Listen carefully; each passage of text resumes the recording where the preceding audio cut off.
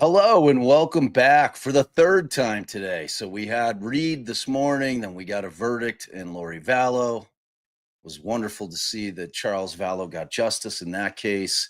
And now we're back for the third separate case. We're going back to Richard Allen. And I'm really, really excited about tonight's guest. I want to say all the hellos to all you out there. We're going to be converting this into a traditional podcast episode. So I'm going to do the whole rigmarole where I do the classic opening for the podcast. But hello, everybody. We're thrilled that you're here. Allie and I are really, really excited about tonight's guest. Scott Duffey's just the man. You guys will find out for yourselves. You won't have to take my word for it. He is a man who has been doing it for an awful long time and is so damn good at doing it that he teaches it. So it's going to be a great live. And what our plan is, we're going to watch the second interrogation video of Richard Allen. And that was conducted by Jerry Holeman of the Indiana State Police. And this is 13 days after the first interview that took place with Mullen and Liggett.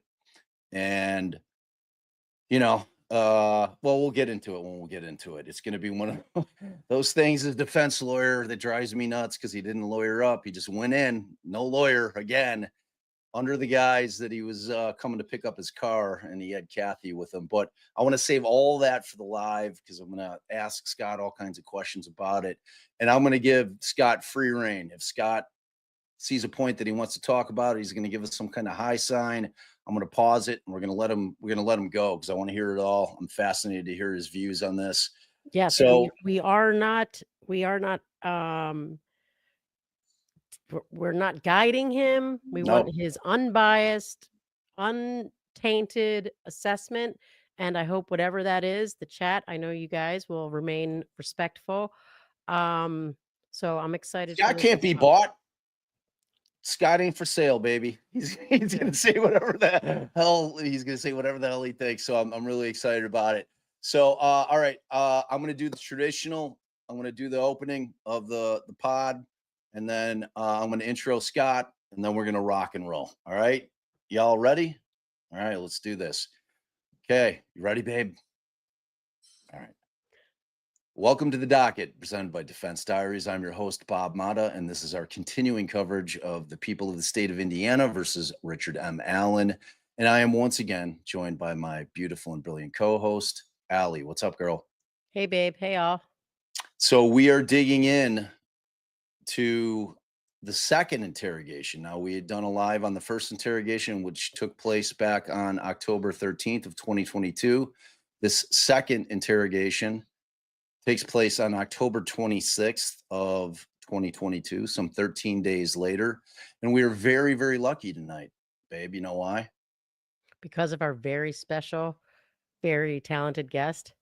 Yes, that is exactly right. We are very lucky because we have Scott Duffey, who is retired FBI. He is currently one of the directors of the Criminal Justice Institute of Wilmington University.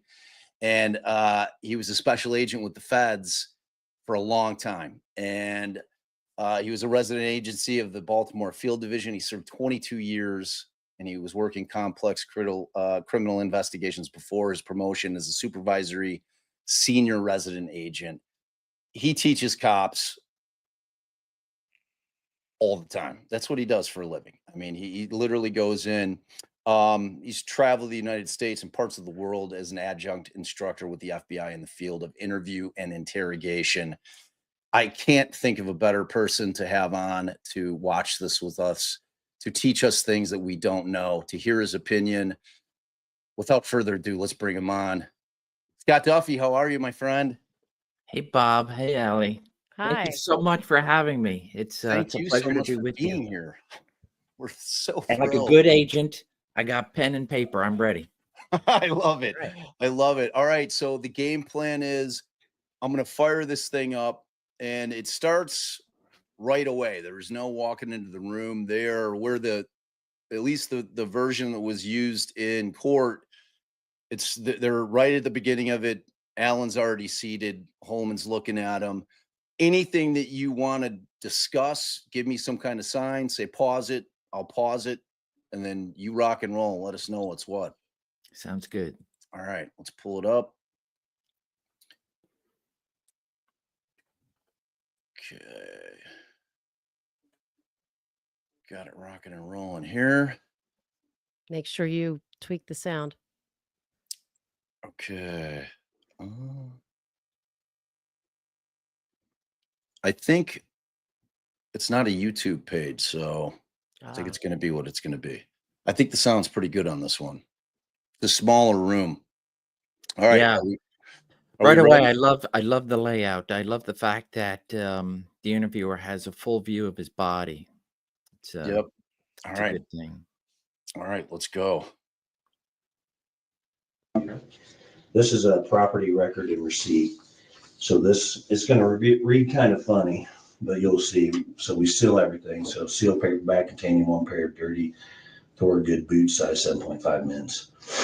And then on down. So we took the clothing that you right. Just I love it. yeah, sure. So let's just give a setup. This is his second go around. So there's already a rapport established, and my guess is off camera and introduction into the room, there was probably some sort of setup with regards to the detective and then of course Richard Allen. So the looking at the body, no questions have been asked. There's nothing provocative being asked.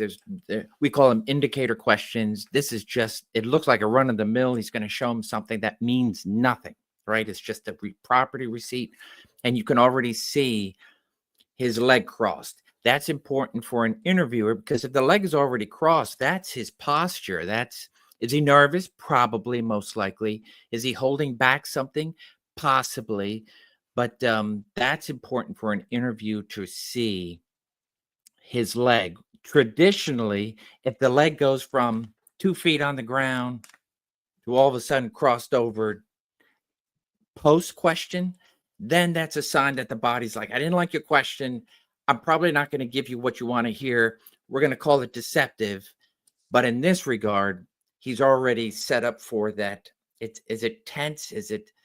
So there's not a lot to read into it with regards to deception.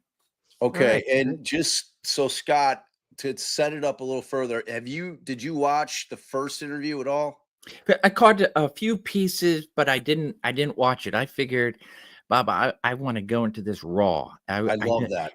And I like, if I watch it and then I'm going back and forth, I'm probably going to read too much into it this way.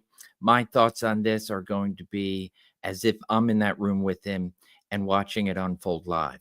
All right, beautiful. Okay, So Bob, just to give you a little bit of context, the first interview was conducted by 2 different guys. Got it. So it was Mullins and Sheriff Tony Liggett. Okay, so now you have a third interviewer. Correct. So this is the third guy. So, and it took place 13 days prior. And at the end of that particular interview, it became abundantly clear to Alan that he was very much on their radar, if not their fall guy. in the ways that he put it. So he walked out of that interview literally calling Steve Mullen an asshole because he felt that he had led him on through the interview because he was very open and it was very conversational. And then when they started going at him with some of the evidence that they had, it turned obviously more hostile. But so that kind of sets it up. So he goes into this interview under the guise that they were coming, him and his wife, Kathy, were coming to pick up the car. They said, look, we're done, because they had effectuated search warrants on the house and they had effectuated search warrant on the vehicle. So they had those things. So that kind of sets up where this is right now. And he did not lawyer up in his first interview. And obviously he's not lawyering up here. But for now, he just thinks he's getting a receipt for his car or whatever they took from his car, right? Yes. And so with that, you had the first interview where he knows now he's suspect number one, and he's still willing to come in without an attorney. He didn't like his first interview. He didn't learn his lesson, it sounds like. And so now he's coming back in solo and see if he can beat the third guy. All right, let's see what we got. I mentioned that you possibly could have been wearing the data on the bridge. And then we also took some knives. We took your car. And then we also took some weapon, a SIG 40, right? Okay. Right there. I used to be a Beretta guy. I was in the Marine Corps. Yeah. Shot the Berettas. And then when I first got on the state police, we had Berettas as well. And then we went to Glocks for a little bit. Sure. And then we went to SIGs. I was trying to think what we even had. I think the Berettas were probably coming out before I got out. Because they used to have the old 45s. Beretta? No, they were. What happened? I have no idea, honestly. They were the government issued 45s. Yeah. Yeah, we had to. I could see it. 40 Can you hear me? Berettas. Yeah, pause. And I think when I came on in 2000. I don't know. Somehow I hit. Why are you messing with it? It was good. There's literally not. Here's what I'm going to do. I'm removing it.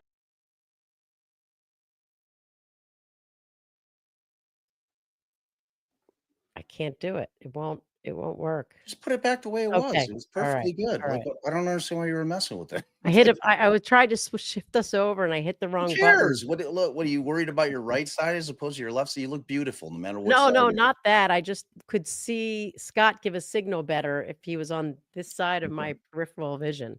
I see him perfectly. Sorry, everybody. Where's Mandy when you need her? Wow. All right, let's rock and roll. 2001 in the state police, we had Berettas, but we went to Glocks. Not a huge fan of Glocks, but SIGs. If I could build an indoor range and afford the ammo, I'd shoot that thing every day. Yeah. You shoot yours? I've not had a lot of experience, no. No. I mean, target practice here and there. It's probably been, I don't even remember. I haven't shot them in a long time. I know that. Do they have like an indoor range in Delphi? No, not that I know of. Honestly, I don't even know where. I haven't looked. There used to be one in Kokomo. That's the only thing I know. Yeah, and you live in town, so you can't go out your back door and shoot it. No, I probably could.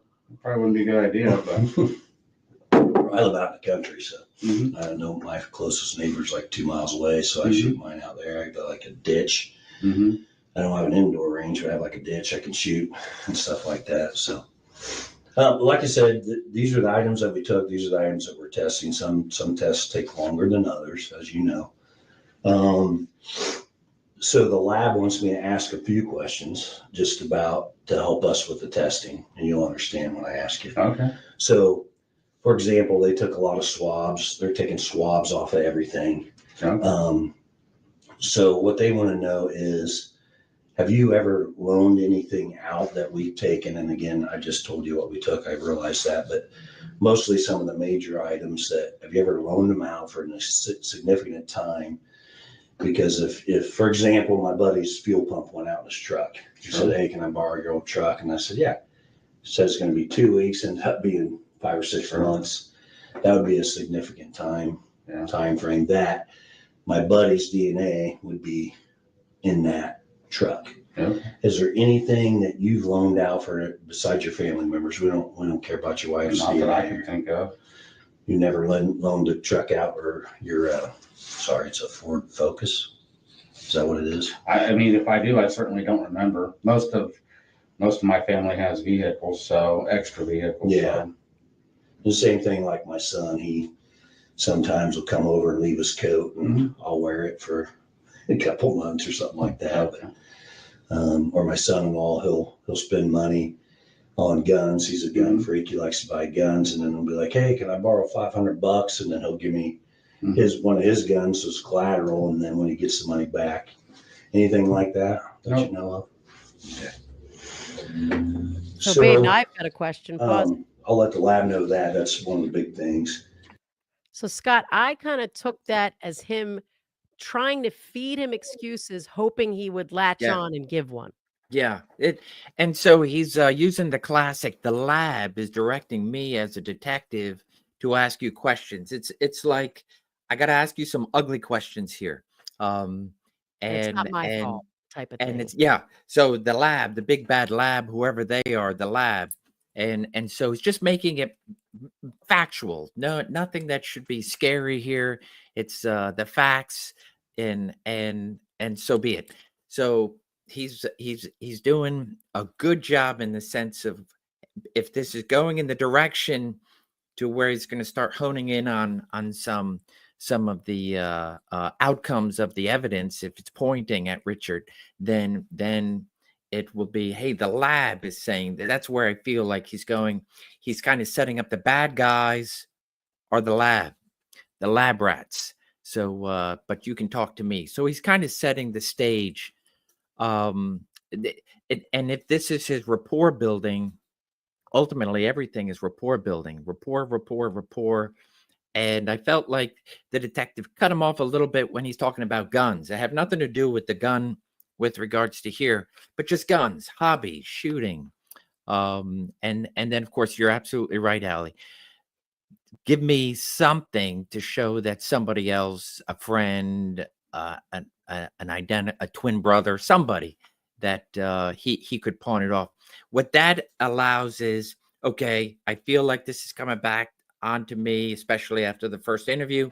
So here's my chance to say, oh yeah, of course, I've given it out here, I've given it out there.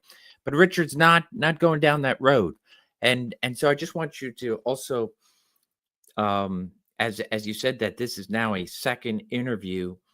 So the posture of the leg cross, but also look where I believe that's his left hand. So his right hand grabbing his ankle, and he's constantly pulling it up closer to him, and then of course look at where his left hand is.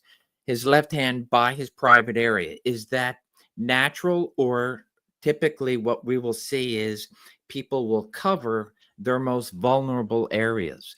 And he's doing a pretty good job with that right there. That's a vulnerable area. And so thereby the body is starting to feel, I don't like where this is going to be going.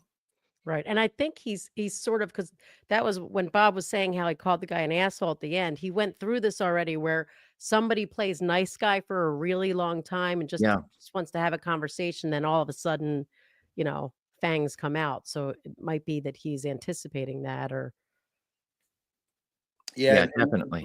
And kind of one of the things in terms of when men cross their legs like that, like when you're a little heavier set, as opposed to being a thinner man, keeping your leg on your knee is a little more challenging. That's just factual. If you're a thin man, like you can cross your leg over your knee and it's like of no consequence. If you're heavier, sometimes you do have to kind of hold your leg on there. Back when I was at my peak weight at like whatever 230, like I would have to do that, not in an interrogation type like situation, but just in a typical like sitting there with my leg crossed because I wanted to cross my leg. So in terms of taking that into account, because I know in terms of body language that is something that the body language experts will look at in terms of, because he's had it like that the entire time. Like and are you saying it also was like that during the first interview?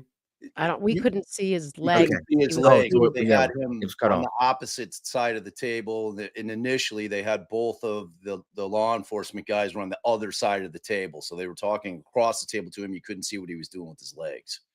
Yeah. So him having his leg crossed, especially when we haven't gone down any road yet of asking the tough questions, is simply a moment. It's his posture.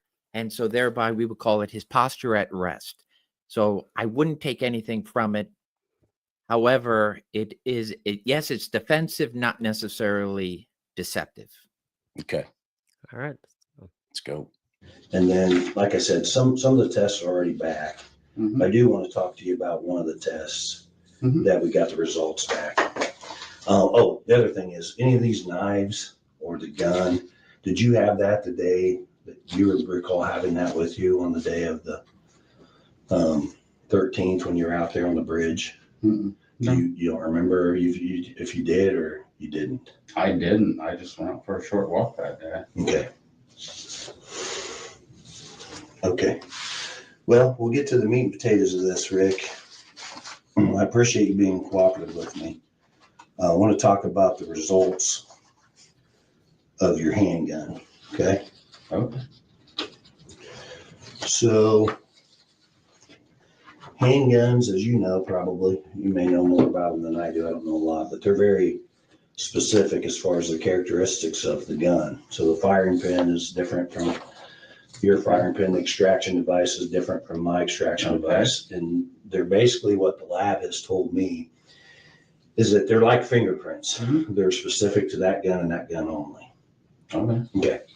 So we took your gun, your 40 cal SIG, and we sent it down there to the lab to have it matched with an item that we located on February the 14th when we found the girls.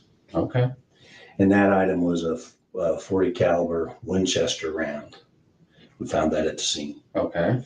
The extraction marks on that round match your gun. Perfect.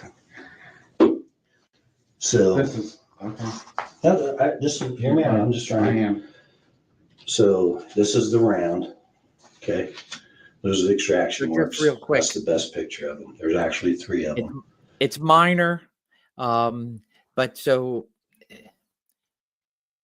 it's tough to gauge because he's already been through a first interview. It seems like it wasn't a great experience for him, but there's no reason for that little laugh. And so if I was doing this interview, either as a secondary or primary, I would be, hey, why did you laugh? If you caught it in the beginning before he asked a question, Richard was already doing this, answering the question because he was anticipating, oh, you're getting to this round. This is where the center of everything is with regards to this was a shooting, and so thereby he knows, anticipating the question in his head is already doing this. Then when asked the question about the round, he does this and and it's like a laugh, this nervous laughter. At this point, it's defensive, but the body is already anticipating, no different than if you're a shooter and you're anticipating that round coming out and you might be jerking. So it's his body is already starting to say, where is this going? And I'm going to try to cut it off. And all right, so let me just throw in a couple of things. So neither of the girls were shot. A gun was not used in the commission of the crime. It was sharp force object. So Force object. Yeah. So the only thing that ultimately comes out in terms of the state's theory was that they believe that the killer had racked his weapon to control the girls or scare them. because you had 2 victims. And that happened up on the Monon High Bridge, which is an old railroad trestle. And so then after that, the state's theory was that the killer got the girls to go what they call down the hill because it was, again, a railroad trestle that was 90 feet over Deer Creek in Indiana. So they go down and the site is a bit of a distance away across the other side of this creek. All right. So their theory was that the gun had gotten racked up there just to kind of as a show of force in order to intimidate the girls and get them under his control. And then, so theoretically, this round would have been up on the bridge. So, and I think the other thing that to give the way that I see it in terms of, and again, I'm no expert on it, but in terms of the way that I see it, he, in the first interview, he being Rick Allen, like flat out said, I'm not going to be your fall guy. I'm starting to get the sense that you're trying to pin this on me, just so you know where his mindset is. Like and they had already brought up the round, specifically saying that they ran a test in the right, and it came back. Oh, that wasn't what they were saying back then? No, they hadn't gotten the search warrant for the house. So they found another spent casing or unspent casing by the girl's body. On their theory is that the killer did that again. He racked the gun to control the girls and get them to do what he wanted. So there's a spent round. It's not shot. It is a round that comes out by racking, and it's by the bodies, and so thereby, when he asks earlier first about taking knives and the guns, and so that's where both weapons, the gun being not used, but a round which I'm gonna guess is coming back to the weapon that ultimately, well, let's see as this plays. Yeah, and I'm not going to tell you how that worked out at trial, like what they had to do to get significant agreement, but I'll tell you after the interview. Yeah, sure. That's the same round that we found. Okay. And like I said, the methodology that they use is scientific, and they were telling me, and this is the report, you can read it if you wish. I don't need to read it. Okay. Well, I'm just trying to help you. You know, let me tell you something. Okay. You know, the prosecutor and the other investigators, they want to see you lock you up, throw away the key. I don't think you're ridiculous. Just listen to me for 2 minutes. Let me explain this to you. I'm on your side. I talked to you a little bit out there on the scene. I know you mentioned a couple times you don't want to be the fall guy for this. You also mentioned to me the other day when I was telling you, hey, I want to check the property out, make sure there's no damage. And you said, doesn't matter, it's over. You know, you made comments like that to me that really concerned me. Sure. Right. It's concerning. Well, and what I mean by it's over is that you've already started something here that there's no backing out of. So you've done, the damage is done, I guess is what I'm saying. That's what I would have been referring to. Okay. And I agree with that. We have started this. We've been working on this for a long time, and all the evidence is clearly indicating you're involved in this. And listen to me, Rick. I don't believe you should be the fall guy. But all the evidence, you say you're out there. We have witnesses out there. We have your vehicle. We have experts. We have experts that say that's you on the video and that's your voice on the video. Okay. Experts, not me. I'm not an expert. I got you. Okay. And now we have your round at the scene. Okay. Not on the bridge. You said you're on the bridge. I don't even know how my bullet would have gotten out there if that's my bullet. It's without a doubt that this is very scientific. So let me show you a picture of this round where it was found. That's the round right there. It hadn't been out there very long. That is Liberty's foot. It's within 6 inches of one of the dead girl's bodies. There's no way. There is. I'm telling you, there's not. How did that round get there, Rick? I don't know how the round got there.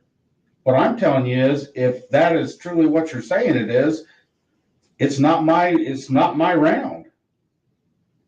The scientific experts are saying, I got a report saying that round came from your gun. Okay, but understand this. You were on the bridge. I told you I was on the bridge. Listen, right now, like I said, I got a prosecutor and investigators ready to lock you up. And if you don't give us a narrative, if you don't tell us your side of the story, there's 2 sides to every story. Hang on. Okay. I'm trying to help you. I get that. The media is going to portray you as this monster, and you don't want your wife. And it's already going to get there anyway. So yeah. So this is your chance to tell us exactly what happened. Unlike some people, most people, I care what people think about me, and then you do. You've already set that ball rolling. Yeah, but there's only one way to get out in front of it, and that's to tell the truth. What happened that day I can't tell you what happened that day. You can tell us. How? There's no doubt in my mind that the evidence clearly indicates that you're involved in this. Are you the mastermind behind this? I don't know. Mastermind. Okay. Did somebody else set this up? I don't know, Rick. I want to know. And only you know. The truth will set you free. That's it. Yeah. The truth will protect you from the Well, media. that's what I would have thought. Well, tell the truth. Tell me how this round got next to one of our girls, in between both girls. I don't know. You do know. And if you don't tell me, you're going down for this. Well, okay. I'm serious. This isn't a joking matter. I'm not joking. You're this Do you close. realize what you've done to me? This is like you've talked to the people I work with. You've talked to my neighbors. You know, I've got anxiety. I got all kinds of stress and depression and one of the big things is you can not even think something about me, but if I think you think something about me, it bothers me. And that's already done because people out there already know that you think I did something. I don't think. And I didn't. Okay. Rick, I don't think that. Yeah, the evidence clearly indicates here. So he said a lot about himself in those few sentences. That here we're talking about a double homicide. We're talking about him now being the sole suspect. The detective's trying to give him something. Hey, perhaps you're the watcher, and there's somebody else that's doing it. Somebody else who has your gun, you know it, and so he's trying to give him those little bit of outs, at least to make him more of a witness. The fact that he may know who did it, to get him closer to the crime scene. I'd like the fact that he opened up his arms. In one sense, that's, hey, I have nothing to hide. But then my good friend Phil Waters, he talks about the chopping, and the chopping is indicative that it's like you're controlling what is happening, as instead of like talking with your hands and being very open. In my classes, I'll say the truth teller conveys and the liar convinces. Just keeps talking, and they talk in sentences and very rehearsed, structured way of, hey, if I need to repeat the lie, I won't have to go too far in the creative world. And so he's doing I like the openness, as opposed to going like this where he was in the beginning. But then he's doing a little bit of that chopping, which is, if you were writing out sentences, you're just, hey, I just want to short and sweet and try to get through this interview. But what he's saying is, I really care about what you think of me. I care about what other people think of me. And what he is saying is, I can't go down any road, because ultimately there's no picture that makes me out to be this great person that I would love to be in everybody's head. So that's a key statement, which for an interview would be, you kind of pivot and say, you are a great guy, and whatever his job is and whatever he's doing in society, you would kind of back away and puff him up a little bit. And what do you take from the fact that he is not sort of taking the opportunity that the interviewer is giving, hoping that he's gonna make an excuse or make another answer? What do you make of that? The fact that he's not doing any of that? Yeah, his answers are short, they're sweet, or short and concise.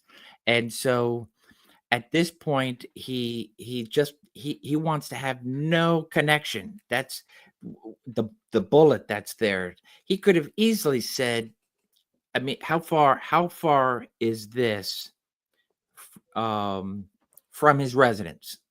Any idea? Is it like he's walking here? He didn't drive and walk, right? This is a walk. This location is very, very rural. He's only going to go there if he has went on a trip to go for a walk at the Monon High Bridge. So he puts putting himself there. Let me clarify that. It's 3 minutes out of town, but Delphi, Indiana is a very, very small town. He works at a local CVS. I mean, from downtown Delphi to get to the trail system, which is a beautiful little trail system, 5 minutes. All Got right. it. So Yeah. I don't want it to be like he drove Right, Yeah. but from. you don't happen Yeah. upon the spot where this you cannot just happen upon the spot. Yeah. You've got to go deep into the Monon High Bridge and then off the trails altogether, down a hill where people wouldn't walk, across water. But as far as him placing himself there, when the girls went missing, they asked anyone who was out there to call in and say what they saw. So he did that back, He did it. what, Yeah. 5 years ago from this interview, babe? Or Mhm. 2017. He was, Yeah. so he called in the sheriff's department. They said, "Hey, we're going to pass your message on." And then they went in. Him and his wife went in, and they're like, "Okay, we're going to have somebody get back to you."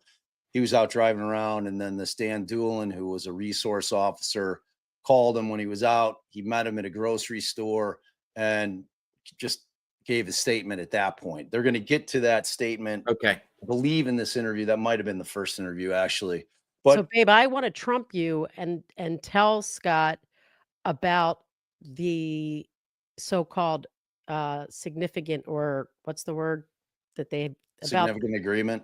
yeah, because I think it's important just to know, because obviously the agent knows it at that point. So I think it's important for Scott to know. So when they tried to just do it as an ejector bullet, and I'm not using the right terms, they could Mhm. not get agreement.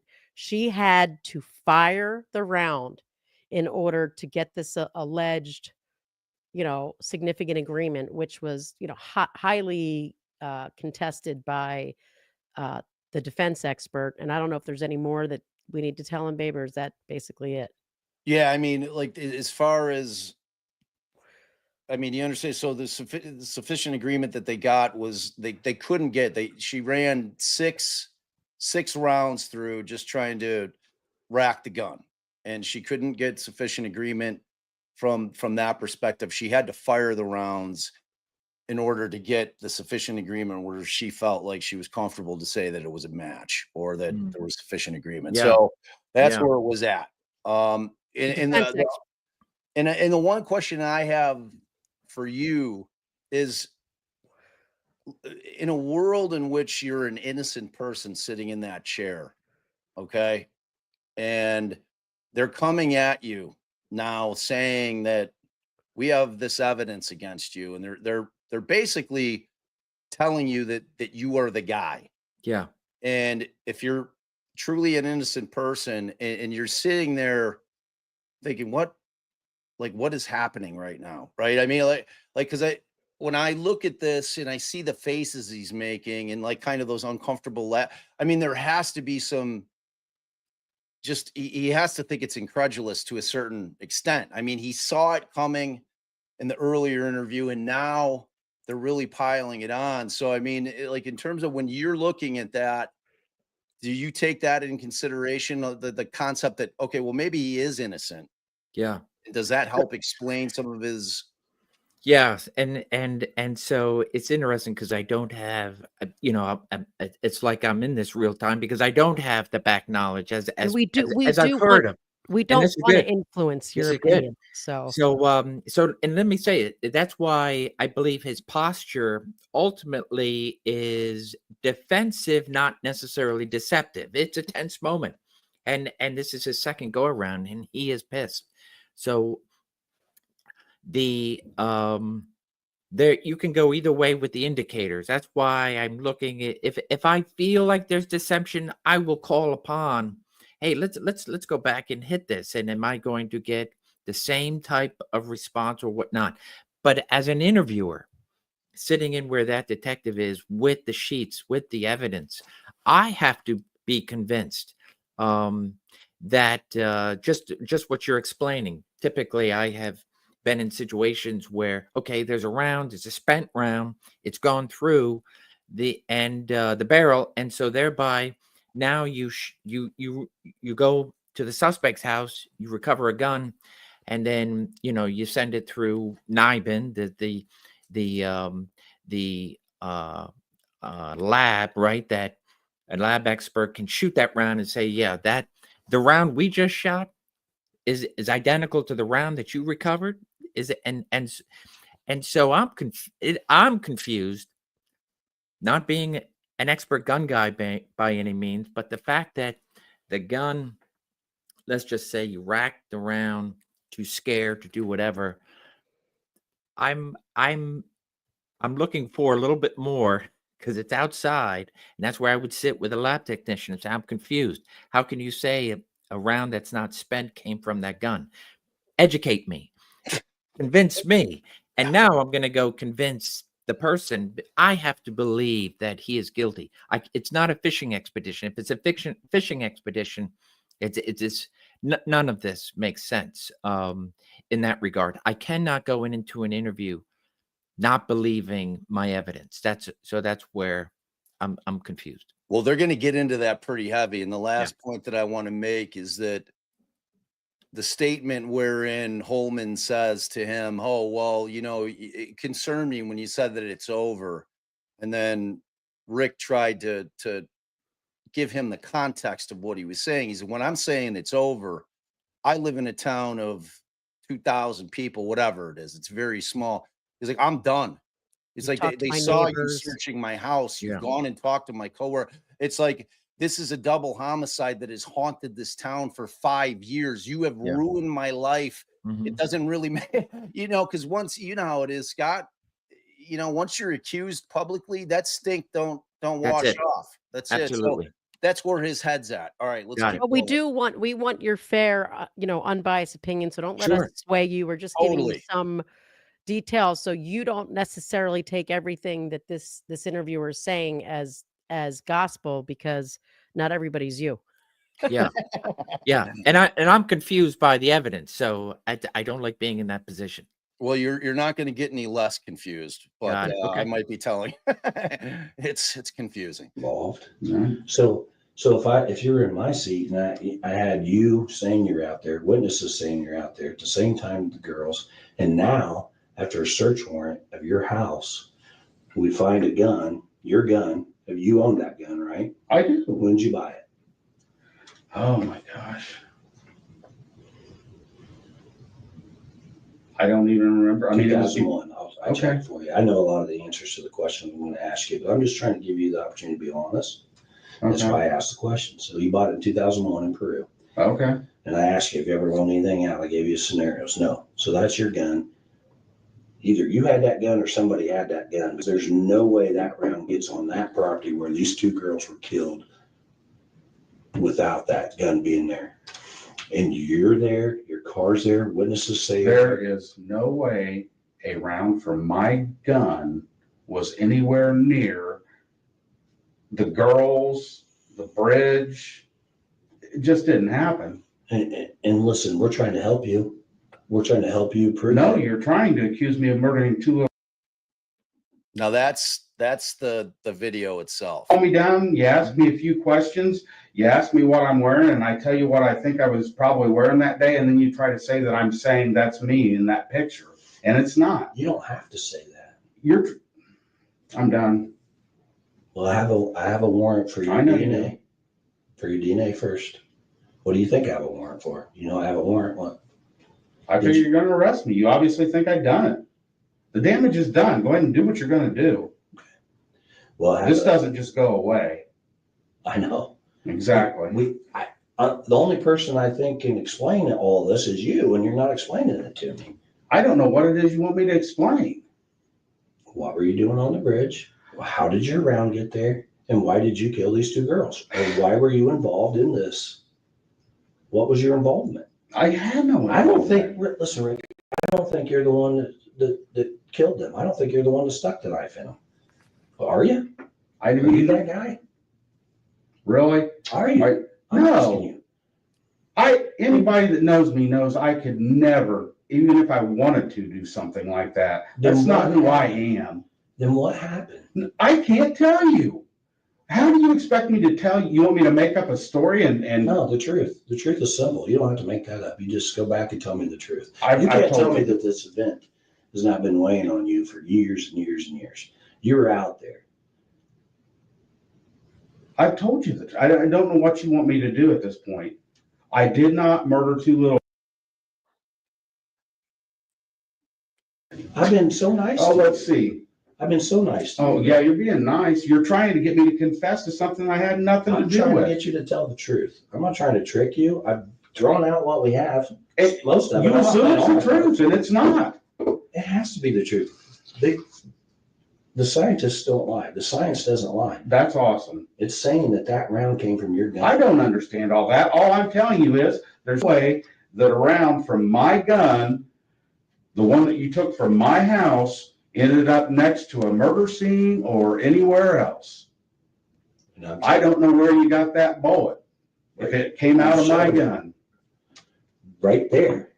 That's the then round. it didn't come out of my gun. That round was Then it collected. didn't come out of my gun. Rick, that round was collected on the 14th of February, 2017. Okay. It's been in evidence ever since. Okay. All right, and we've compared other weapons to that. I understand what you're saying, but I can't explain it.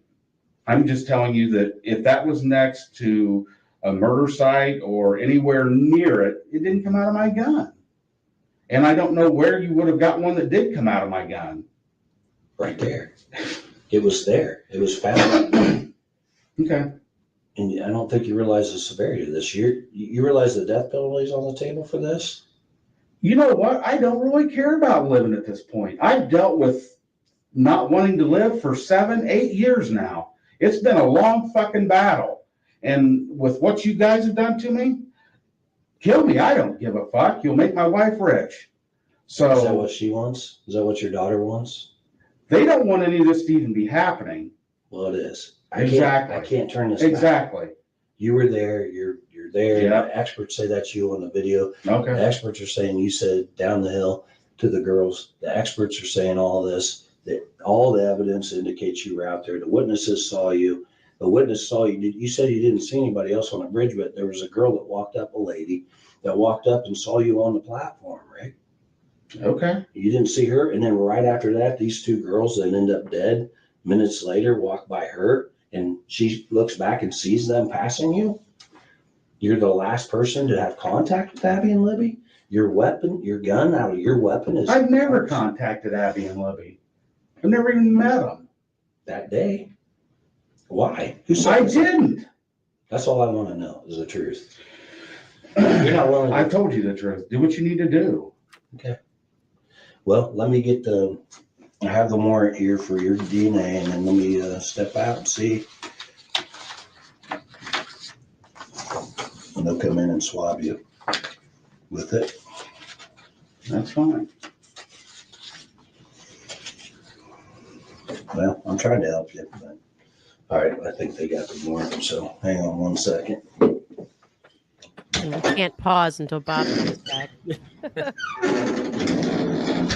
When he comes back, though, I'll have him This pause. is the classic, right? Where you leave and everybody's kind of watching from outside the room. I imagine there's a monitor that others are watching.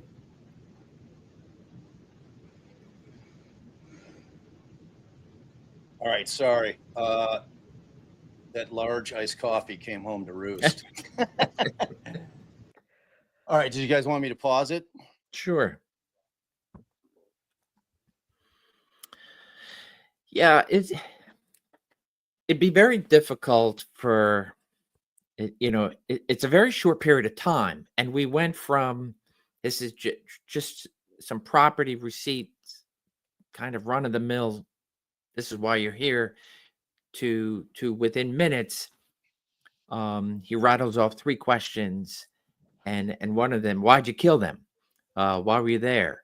And then I think ultimately the detective then says, well, I don't think you did it, or I don't want you to be the fall guy. So it's a little confusing with regards to from an investigator standpoint. And so now he leaves the room to a point that I've just laid everything. I think you did it. It's your round. He's already pointed to a witness, I believe, that identified his voice on something.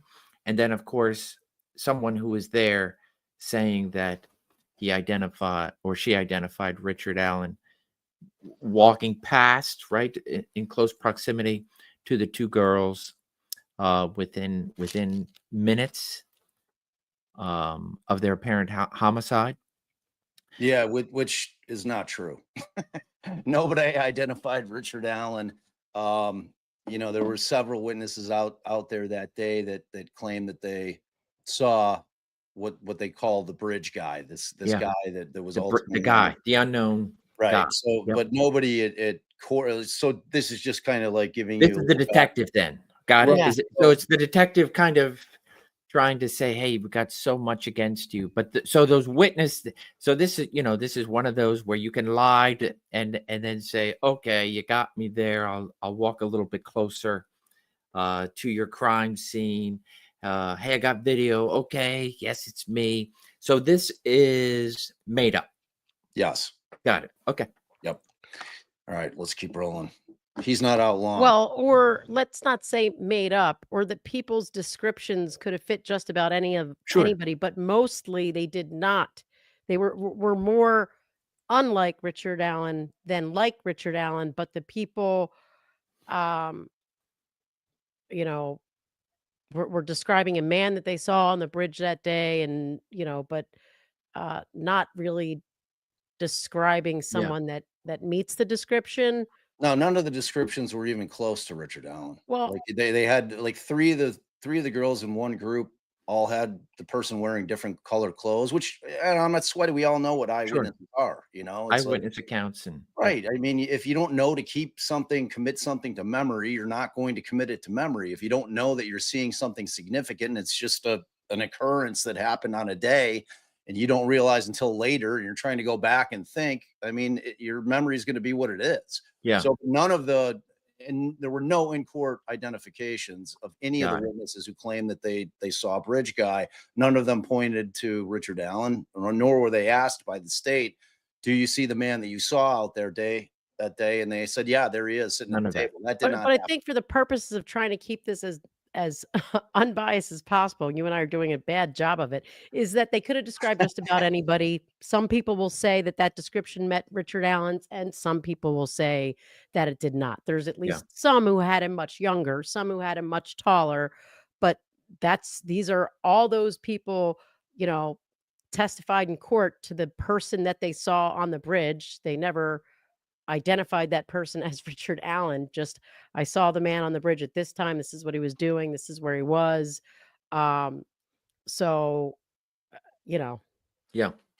But for the sake of the interview before it gets to trial, the detective might be kind of weaving this semi-true, just kind of like getting perhaps Richard to accept, getting him closer and closer to the crime scene, other than, hey, I happen to be out on the bridge. So when they don't, again, bite on that, take that bait and start putting making excuses for how that could have been them, does that tell you anything as well?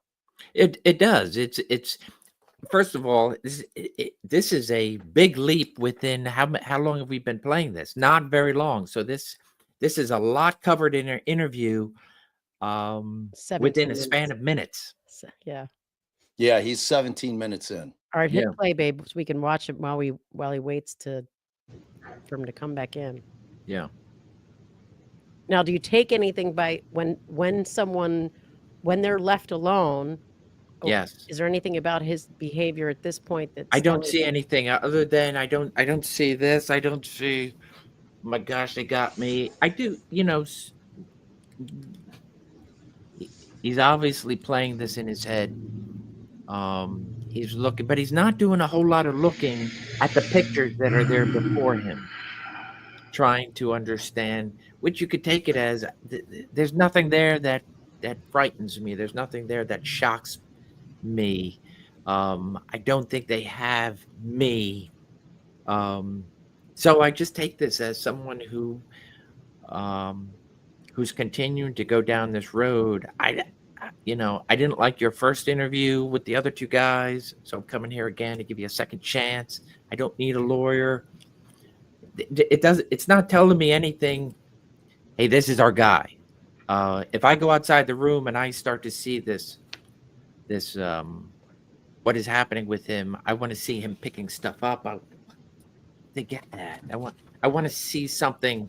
Rockings, ringing of Yeah, hands. absolutely. No, you want to see him picking up this round and looking at it, Yeah, like this yeah. picture that's Study sitting it. right there next to him. Like, Yeah. what do they have? Like trying to is he gonna file? Like just pick Yeah. through these documents that Holeman has purposefully left on the, like, that's what you're looking for. If you're a guy and you're trying to figure out whether or not they really got you, if you did it, to me, you'd definitely be taking a peek at those documents. Yeah. would be- So in other words, I don't see anything with his posture telling me I could explain it one way, I could explain it another way. Nothing that stands out to say that is ultimately truth or lie. I just he's denying, but he doesn't have a lot to have to say or defend. That's not my round, and I didn't kill them, and there's nothing else. It's we have it. I feel like the detective, you know, as you circle a drain and you're like, okay, you're up here and everything's getting ready to go down that drain. You didn't spend enough time up here, and we're now down through the drain, and then hey, I'm just gonna go get. I got a warrant for you, so we've already cut it off. I would, yeah. I mean, I don't get anything from looking at him, from this, from not seeing this before. That's indicative of that's All right, then a blip guy who until we did it. see somebody back there. I think he's getting ready to come back in. Yeah. Oh, you can't blip. And I forget why he stepped out. So he had the warrant there. Is he getting somebody to actually Or administer? did he say that he had to get the warrant? What did he say when he had to leave? Oh, Someone. I think he was going to get for the DNA swab. Got it. All right, Rick, this is Which is the probably warrant right fine now time. to collect your DNA. Vito's gonna do it. Okay. I'm about to read it to you. It's to law enforcement, reference DNA standard vehicle swab. You're hereby authorized and ordered in the name of the state of Indiana to take a DNA standard of Richard M. Allen. My vehicle swab, so basically I'll just swab the inside of your teeth. Okay. Compare that to any DNA that we have. Okay. You are further ordered to any means necessary to seize Richard Allen and to take a vehicle swab. You're being cooperative, so we don't have to worry about that. But if you aren't, we could get it any means necessary. To compare the evidence of the crime. You are furthermore ordered to seize such copy or any part thereof found on such search, and that he brings pause it real quick. or any part therefore with. I just want to note, not that it matters for these purposes, this guy puts his gloves on, then he starts touching things, moving papers around. It's like no one knows how to do their job. Yeah. Yeah, there's I've been in a situation where I'll watch somebody put the gloves on right before a buccal swab, and then they can't manipulate the envelope in order to put the buccal swab in, so they'll go blow it open. It's okay. All right, you keep going. For me to be disposed of according to law. So basically we take it, we can't dispose of until the judge says so. So we'll keep this, okay?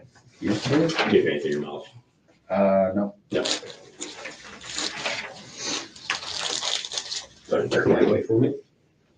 Just turn your body. Just turn my body. Yep. All right, open your mouth.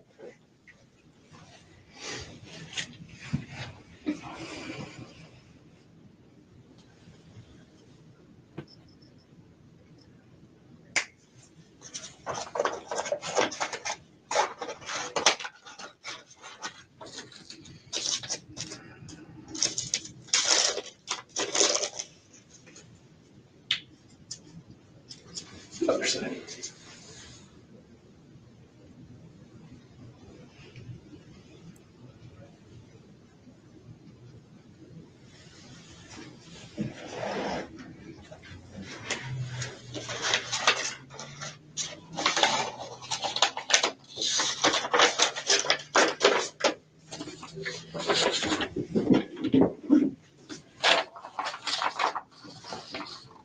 this.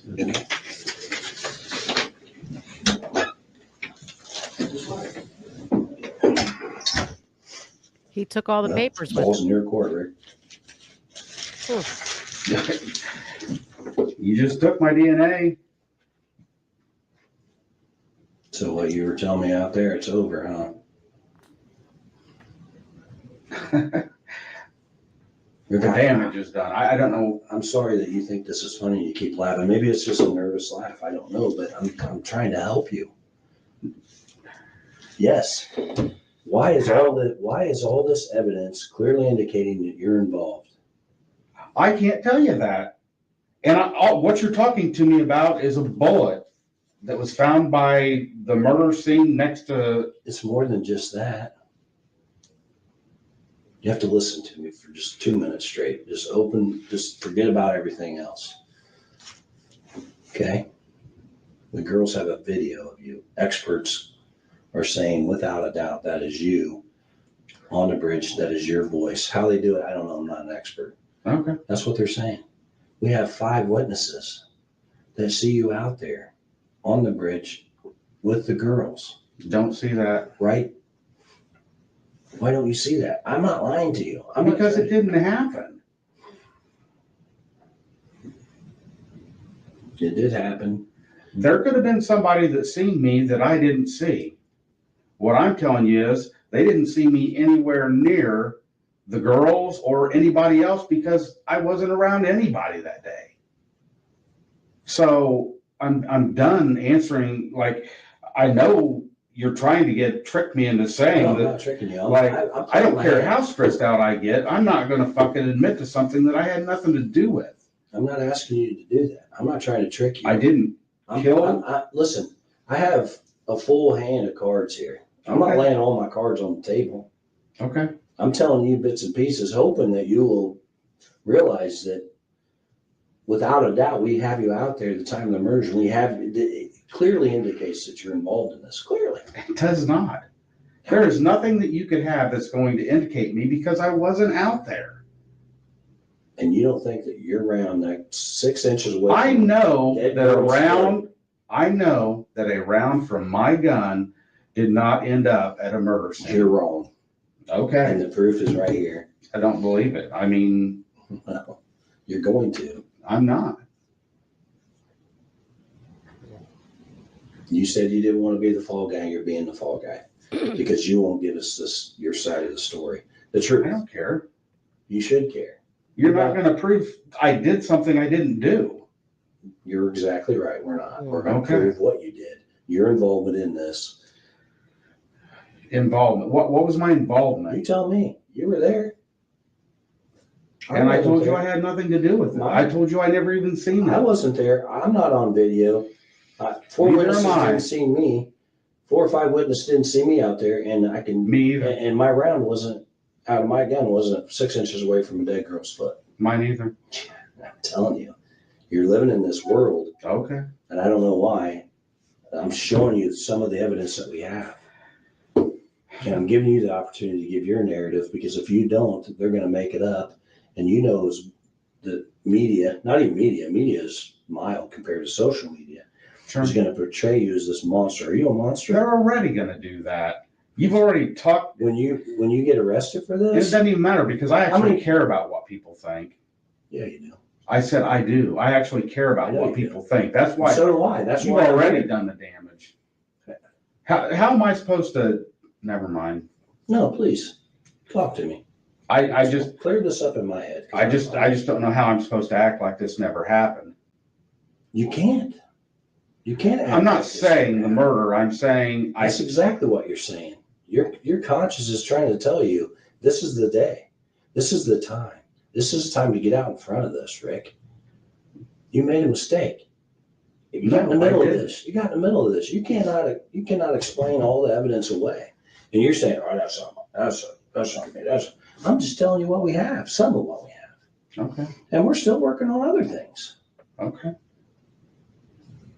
But I'm not You going to said tell earlier- you I did something I didn't do. I don't want you to say. End of story. And I appreciate that.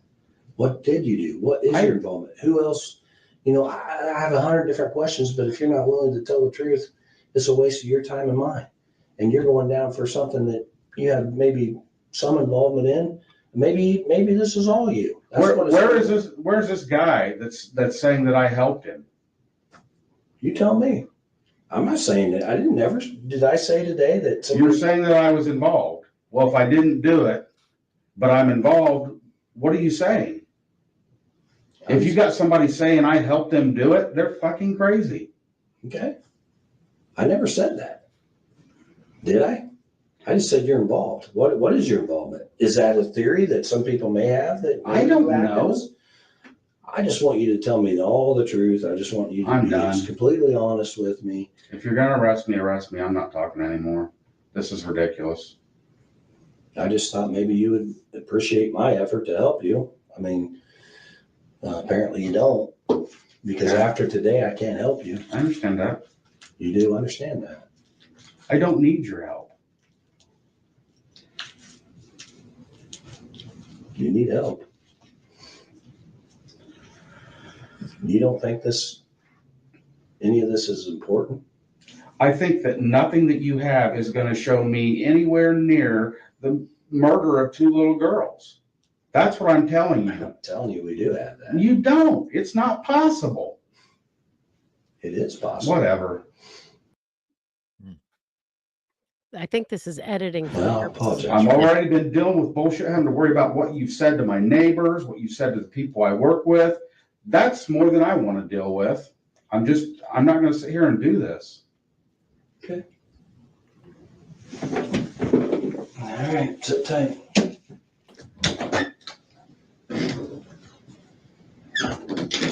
How are you feeling so far, Scott? Yeah, there's not a lot said there. It's it's the same type of question, just rephrased a little bit differently. It's not none of the questions really pull out body language that I'm looking to take me one way or the other. I feel like he's hovering around the middle, and it's a very difficult. I like his posture. I think his posture has now become open. He had his feet underneath the chair for a little bit sometimes, and then the feet came flat on the floor.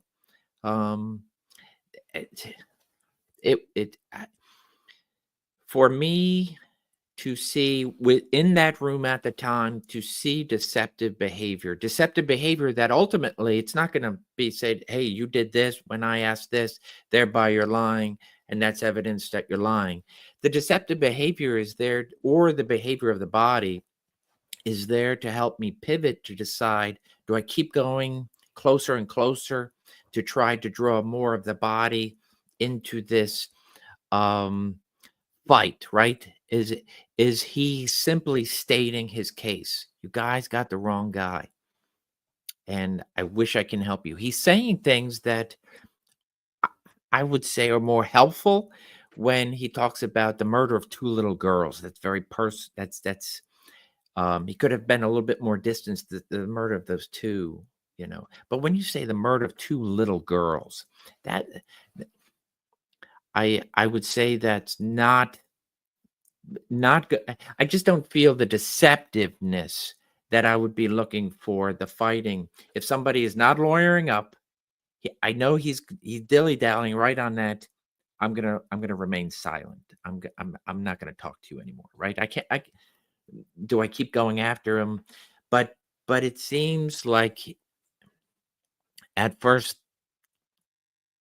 look at this, I don't see the obvious deceptive fighting. I don't feel the tension that I want to confess. The detective is throwing some softballs there. I didn't really see any hard balls. That question that just makes you wanna, either the guy wants to punch him, he wants to fight.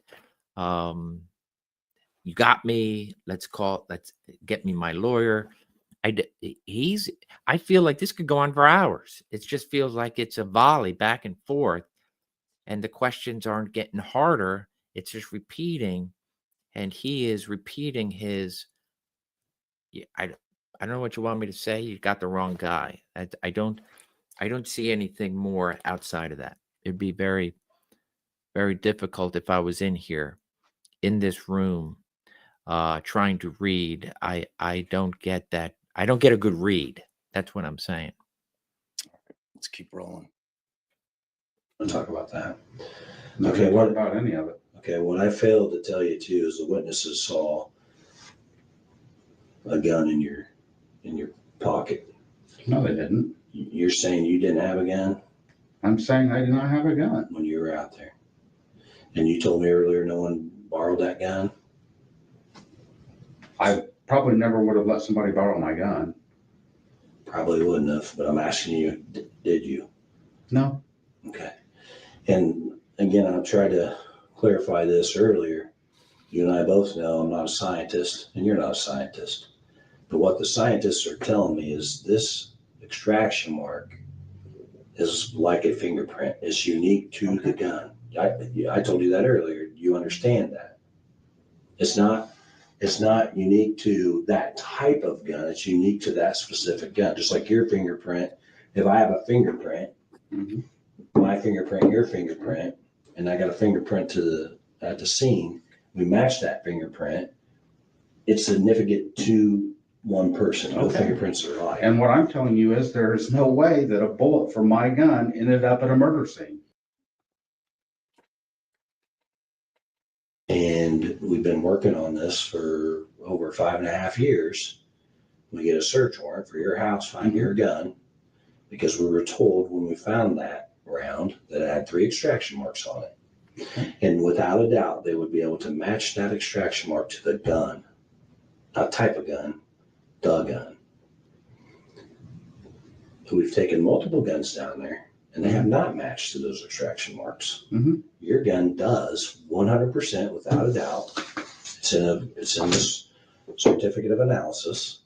The scientists say that the marks on that gun match your gun. And I'm telling you, it didn't happen. I didn't shoot anybody. I've never even pointed a gun at I'm anybody. not saying you shot anybody. I'm saying a fully intact round from your gun was. And I'm telling you, that's not possible. It is. It's not. How's it not? Because I wasn't there. You were there. You said you were there. I told you I was on the trail. I didn't tell you I was at a murder site. This round is telling me you were there. You didn't. I don't care what it's telling you. You didn't lend your gun to anybody. I asked you that. Did you? I'm done answering questions. Just arrest me. I'm done. I'm trying to help you, Rick. I don't know what you want me to tell you. I'm not going to sit here and tell you something that's not true so you can feel better about this. I already feel good about this. Okay. I feel good about what the experts are telling me. Okay. I feel good about the scientific evidence. I feel good about the witness statements. I feel good about everything. What I don't feel good about is you being a fall guy for anybody or everybody or anybody involved in this, if that's possible. Maybe I'm wrong. Maybe you did do this all by yourself. That's exactly, I know you keep snickering at that, but that's exactly what's going to be portrayed of you. You're this evil monster that was just hunting for 2 teenage girls so you could just go down there and terrorize them and kill them. And that's not true. Is it? I told you. You and I both know that that's not true. You and I both know what happened. The evidence clearly is indicating. Now there's some missing pieces. I'm going to find those missing pieces. Okay. And it would be easier if you helped me find those missing pieces. Oh my God. I'm not going to sit here and tell you I did something I didn't do. I don't want you to. I told you that. That's exactly what you want me to do. What else would you want me to do but tell you I did it? And I'm not going to, because I didn't. I've never been around those 2 girls in my life. You were on the trail that day. I was on the trail that day, and I told you that. And they walked right by you, according to witnesses. No, they didn't. I never even seen them. Like, I think I'm going to see somebody if they walk past me. Am I not? I'm not saying somebody didn't see me that I didn't see. All I'm telling you is I never seen those 2 girls. And why didn't you report this day one? Report what? That you were out there and you saw these 2 girls, you were in the area. The very day that they came out and said that they wanted anybody who might have been out there to come in, that's what I did. I went down to the police station. I said, hey, I was out at the trail that day. Did you want to?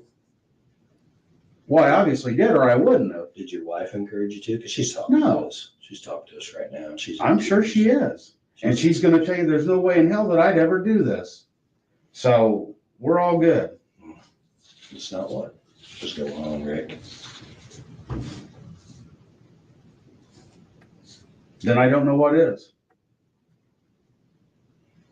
I just wish you'd be honest. That's all I do. Oh my God. I have been honest with you, and you obviously don't believe me. I don't, because if this evidence wasn't there, I would. Okay. You don't believe this evidence is? I don't. We're not here. There's no way possible. We didn't. There is no way possible that a round from my gun ended up at a murder scene. It's not possible. So something's obviously wrong. Something is wrong. Exactly. You and I both know what's wrong. I didn't do it.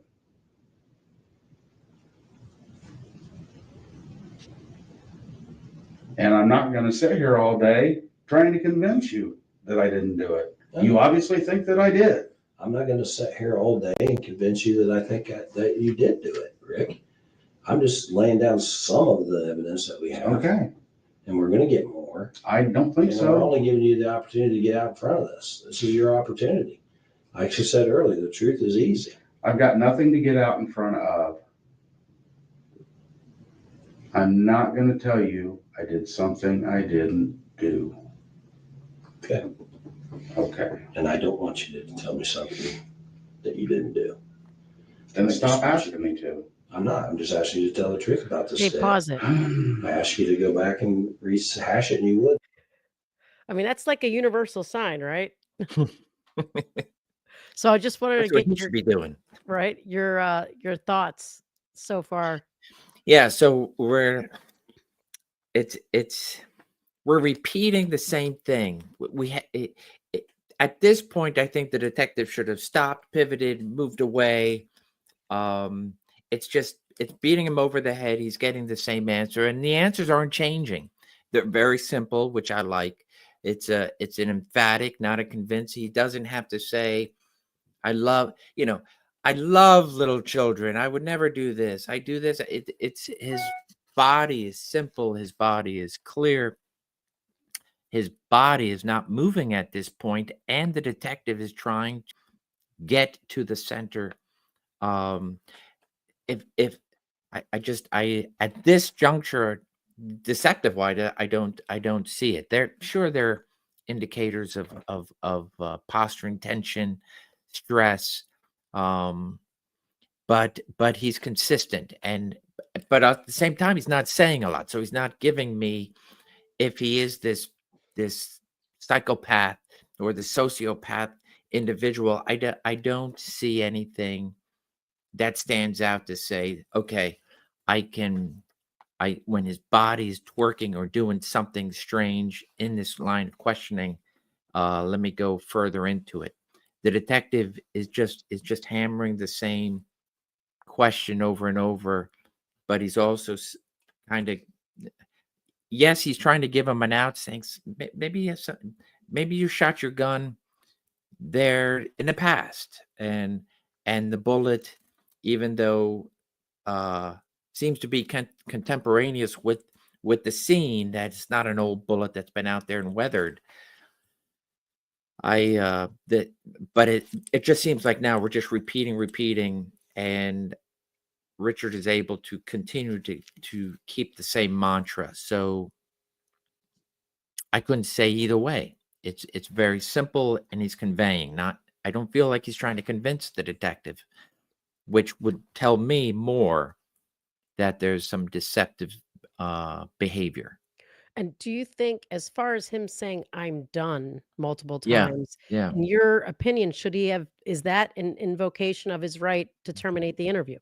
That's a question for you, counselor, right? I would say this, right? I think at this point, if the detective really feels, I'm in my interviews, I've been very sensitive. I know I've been through classes where, unless somebody, if they're saying, well, I should get a lawyer, some will say, well, then you should absolutely stop. My thought would be, hey, we did Miranda, you waived. Let's let me just make sure we're good to go. I'm here asking questions. You're here of your own free will. Let me just be clear, for your sake and for my sake, are you asking for an attorney? I would then say, in this regard, he's invoking his other right? If I want to remain silent, I'm done talking with you. I think that is also, I'm done talking with you. So thereby I want to remain quiet, but you keep badgering me. So I have to keep telling you the same thing over and over and over again. I think I would be very clear, especially knowing that I haven't gotten what I'm looking for. If I'm convinced he did it and I want him to tell me, and if he's not going to tell me that he did it, that he's going to at least get himself closer to the crime scene, to where he said, well, okay, I did see the girls, but I didn't do, give me a little bit more, as opposed to I just took a stroll. And you asked me, the police asked if anybody was out there that day, whether you saw anything or not, call, right? So he calls, which could be indicative of, hey, I want to get in front of this, rather than somebody say, hey, we have you on camera or something else, and you never called to say you were out there. Why, right? I think he would be a little bit more of a defensive posture, but I would say I need more clarification, because I wouldn't want this coming back. I want it to be very clear. Hey, this, I wouldn't want to lose this in a suppression hearing if all of a sudden in the last hour he goes, okay, you got me.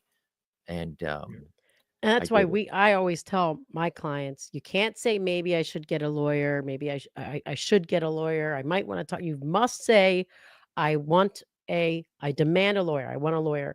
And I think your answer about clarification, that's in line with my reading of the law, that if somebody makes a statement that is an assertion of his right, that he wants to terminate the interview, and an indication of his right to remain silent, that the investigator should ask for clarification to Yeah. confirm one way or another. Obviously, if it's unequivocal and they're like, I'm completely done, I'm ending and they say the words, I'm ending this thing, well, then you don't ask for even, clarification. But so all right, let's go, babe. All right. So, but before we go, now, Scott, say you were like an instructor who instructed law enforcement guys on how to interrogate people. Yeah. Let's pretend like you're that, which you are.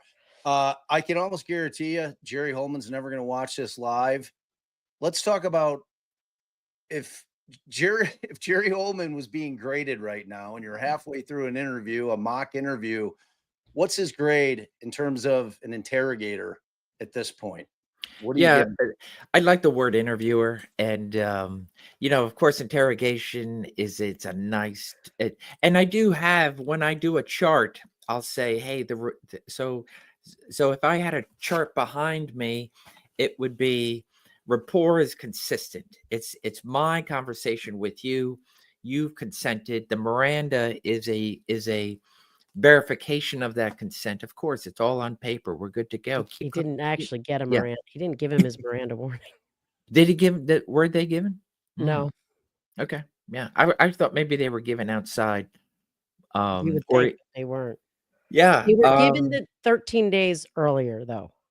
Yeah, but there is a break. At least where I teach, if there's a break in an interview, you re-Mirandize. Why wouldn't you? If you're just, Yeah. it's always And better safe than sorry, right? And Bob and Allie, I've been teaching with fellow experts. You'll always have your difference of opinions. The FBI has been more to be more cautious than not with regards to the Miranda. In my if I believed he's a suspect, he's getting interviewed with a Miranda. And it is amazing. And I'll say, hey, the Miranda doesn't have to be scary. And it's all up to the tone of that detective to sell the Miranda as a protection, as a piece of paper that protects everybody in this room, you and me. And so thereby, it's just make it a matter of fact, get it out of the way. And I've done it non-custodial. I understand the law with regards to in custody, of course, questioning against your right for self-incrimination, right? Those two things have to be in there.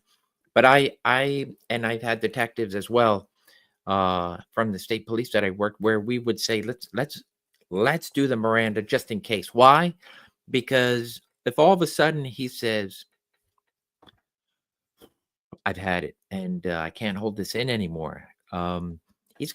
Now that's not the time to introduce a Miranda to when you're going to hear something and then worry about fighting it in court later. So thereby the Miranda's done, it's out of the way and forgotten about. And if there's an interview with a Miranda in the first, and now there's going to be a break and then a second interview, why not Miranda? I would absolutely recommend the Miranda. And I say Miranda. So this way it becomes comfortable as the interview. The interviewer is just as nervous because everybody's watching this, hoping that he caves and this is it, and it's a done deal. So Bob asked you to give a grade, and I cut you off. It's hard for me to give a grade. I will say this. Let me give the positives. He has a great tone. His tone is very, very calming. I like the fact that he set that room up, and they're both squared. I think it also shows for the defendant, right, that Richard Allen, that the fact that Richard is now at this point, look at him. He's totally open. He's no longer clenched with his leg and he's totally open. So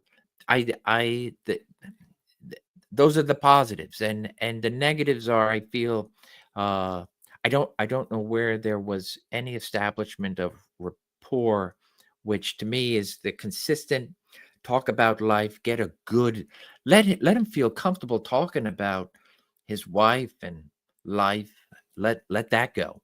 I would also, being a new detective, knowing that the first interview was not good, that that's his chance for him to say, those two guys, they're a bunch of crackpots. I always throw whatever that, throw them under the table.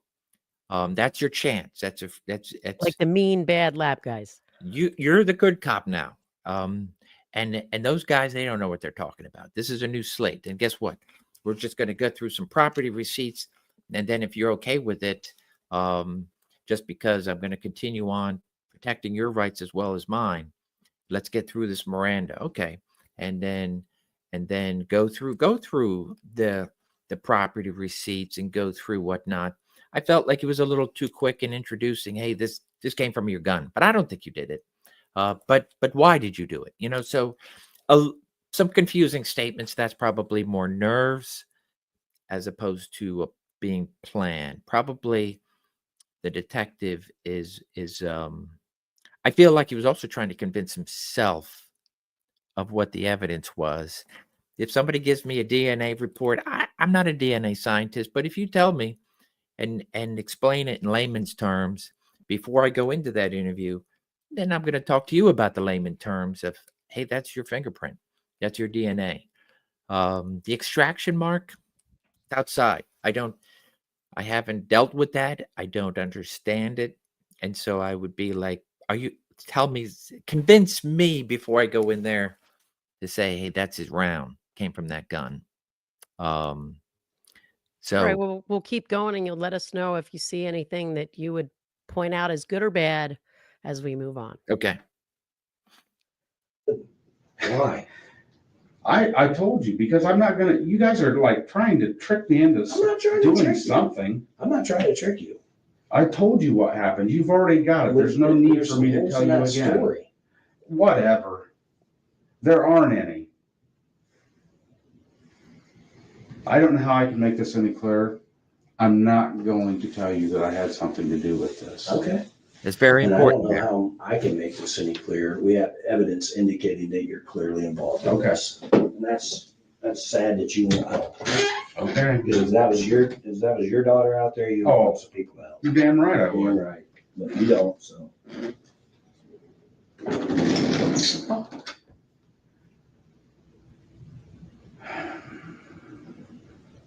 started to say, while we watched, while he's out of the room, he started to say something was very important. He leaned in. So I always look for that. When somebody leans in, that is the typically it's going to be a truthful statement. Come here. Let me be very clear. His posture hasn't changed much from whatever you want to call it, the static, hey, we're not talking about anything bad here. It's rapport. What's your body like? My job is to lower the tension in the room that's just there because you're in a police setting, and then let the conversation flow. If I start to go in and I see people pulling back, I call it the seesaw. Then I'm like, he's not ready, and so I'll go back. The fact that he went in, Richard Allen went in to say, no, I didn't. I'm not. To me, he's. I don't get into the psychopaths. I'm more of the, hey, either somebody's telling me the truth or they're not, and I haven't seen that flat out deceptive, lying behavior. All right. He's emphatic, and he's not convincing, he's conveying. All right, I'm going to bloop till we get Holeman back in the room.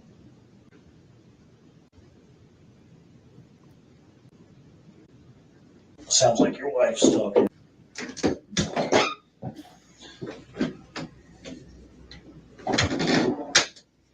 Still waiting because sounds like your wife's talking and she's being honest. So,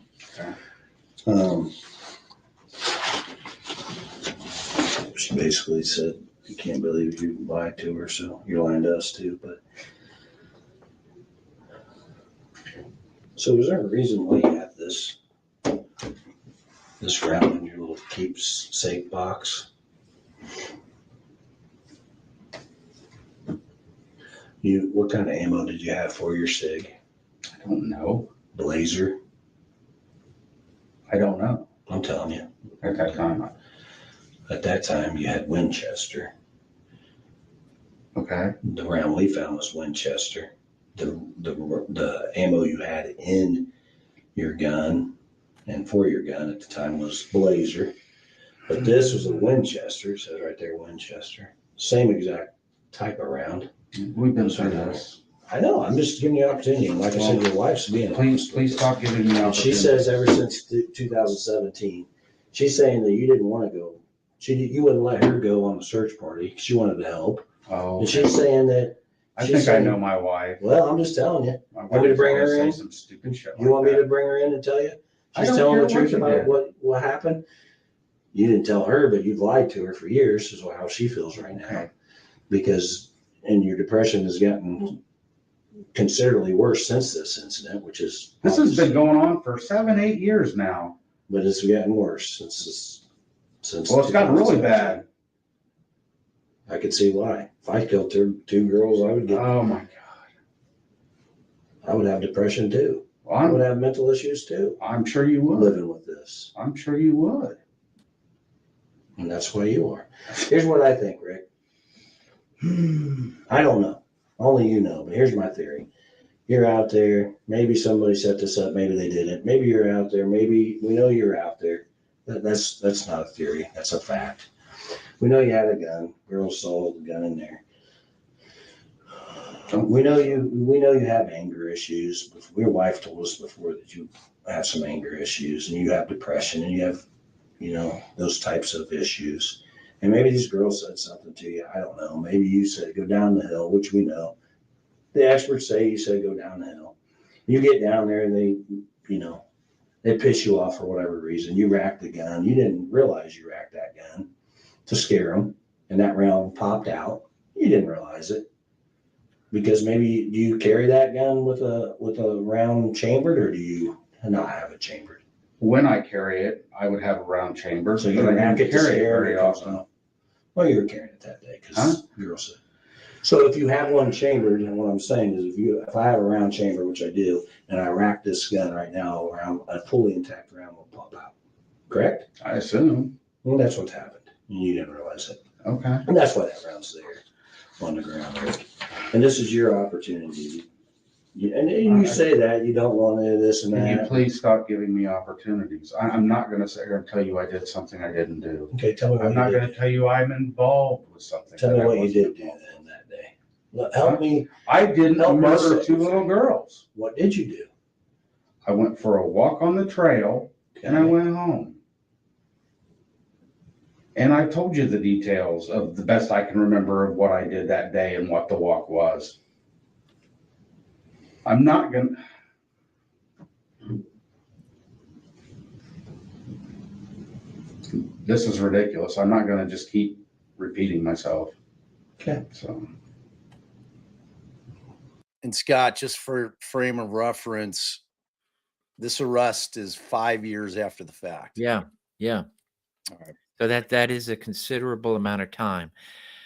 There's one thing he did. It's something that, again, if I had my notepad, I would just make a dot by it, and it could mean nothing, because a question, it has to be, I'm looking for behavior after I've asked the indicative or the provocative question. It seems like everything up until this point, now the detective has a whole lot more light to things. It seems like Richard is more listening. Like, okay, what new stuff other than this repetitive, that's my round, I'm telling you it's not my round. He brought in new pictures, introduced the wife, kind of nothing really solid about, oh, she said, you said. So nothing, at least at this point. But then he does what we call grooming, and but it wasn't post question, which would then I would just dismiss it, but I would have made a note. And when he looks down and he just like that pick off lint or whatever off your pants, and you kind of brush your pants off, you brush your leg. I would see that if I didn't see it when nothing else was going on. If I asked a question and he seems like, from what I can see with the quality of the video, that he is having some good eye contact with the detective. And then I would look for, if I'm going to ask a question and expect an answer, a lie or the truth, that if it's going to be a lie, first you're going to dust off, and then he does that, and then he flicks whatever was on his leg. So that I would just make a note to say, what was that? It was out of the ordinary. He hadn't done it before. But at the same time, I watched, it wasn't post questioning. So I would just make a note, just giving you an idea. Thank you. But I'm not going to keep bringing up more evidence either. I mean, I can Okay. only give you so much.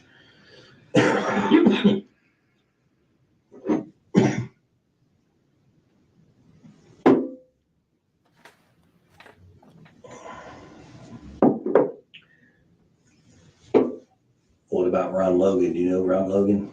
Mm-hmm. You ever been on his property? Mm-hmm. You don't, Not that I know of. you don't hunt. You say you fish? We mushroom hunt. Yeah, I fish. I'm just trying to figure out why that round from your gun would be out there. I'm giving you the I'm not. I know you don't want me to give you opportunities, but I'm giving you the opportunity. But you never mushroom hunt on that side of that ditch?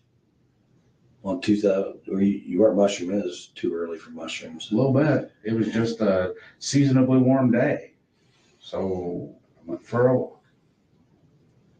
Okay.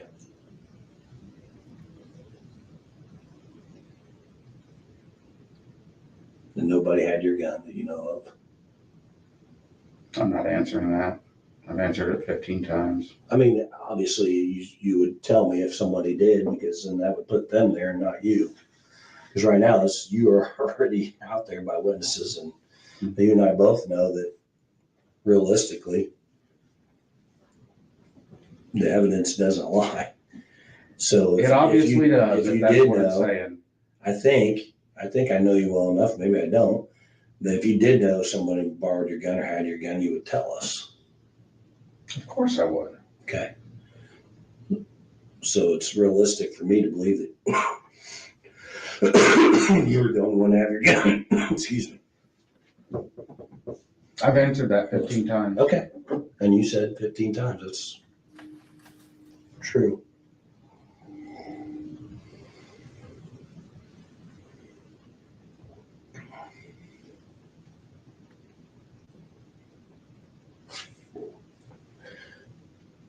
So like I said, I'm trying to help you. If you don't want me to help you, I won't. I'll leave I right now. know. That's fine.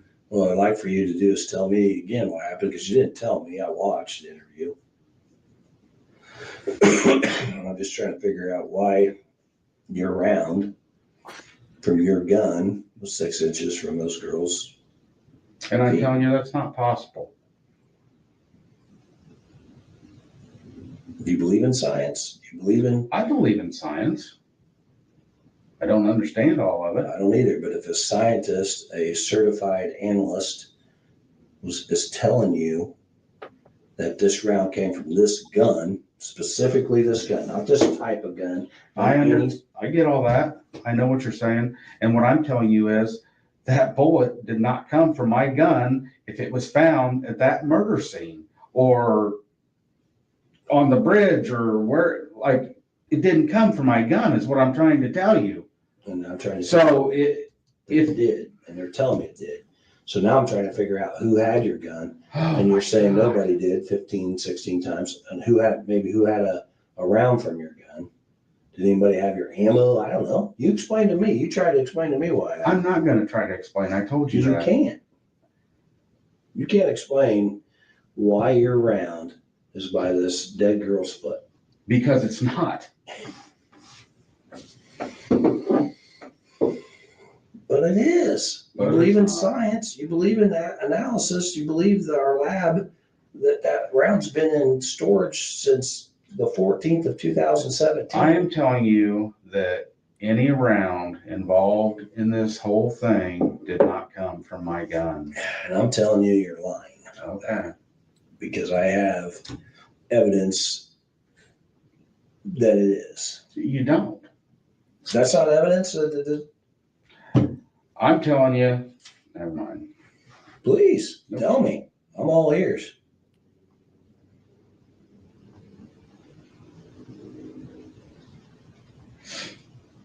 I'm all ears.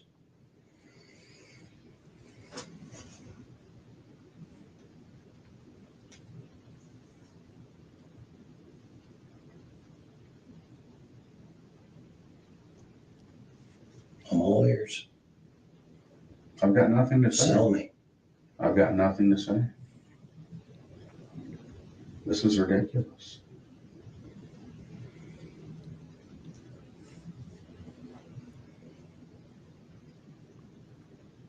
So you're saying you didn't have the gun on the trail, so there's no way you racked it out there on the trail and somebody might have picked this round up? What I'm telling you is I don't carry my gun. I carry my gun if we go fishing along the river, like night fishing. I carry my gun if we're going to go out and tromp through the woods mushroom hunting somewhere. That's about the only times I even carry my gun. And you weren't mushroom hunting and you weren't fishing that day. It was like February or something. February 13th, Okay. 2017. You realize mushrooms don't grow that early, right? Yes, about May, right? April, Probably May. around there. Yeah. That's what I'm saying. Why would I be mushroom hunting? I'm just saying, you weren't mushroom hunting, you weren't fishing, you're just walking on the trail. There's no way you would, I'm trying to figure out how that round got out there. If you're adamant that it is your round, I mean, you can't deny that. It's a round from your gun. Did you rack it on the trail and, I didn't have my gun that day. never racked it on the trail? I didn't have my gun that day. Ever, any day. You ever remember racking your gun on that trail? No, I don't. You ever remember racking your gun while you're mushroom hunting out there in the years prior? Do you ever remember racking your gun when you were fishing? Did you ever go fishing there? Not usually, no. Okay. Where do you usually go fishing? Down at the dam. Oakdale? No, in town, the little creek. Oh, Deer okay. Creek. Yeah, Deer Creek. And you said earlier you don't shoot it a lot, so you weren't out there target practicing. No. Okay.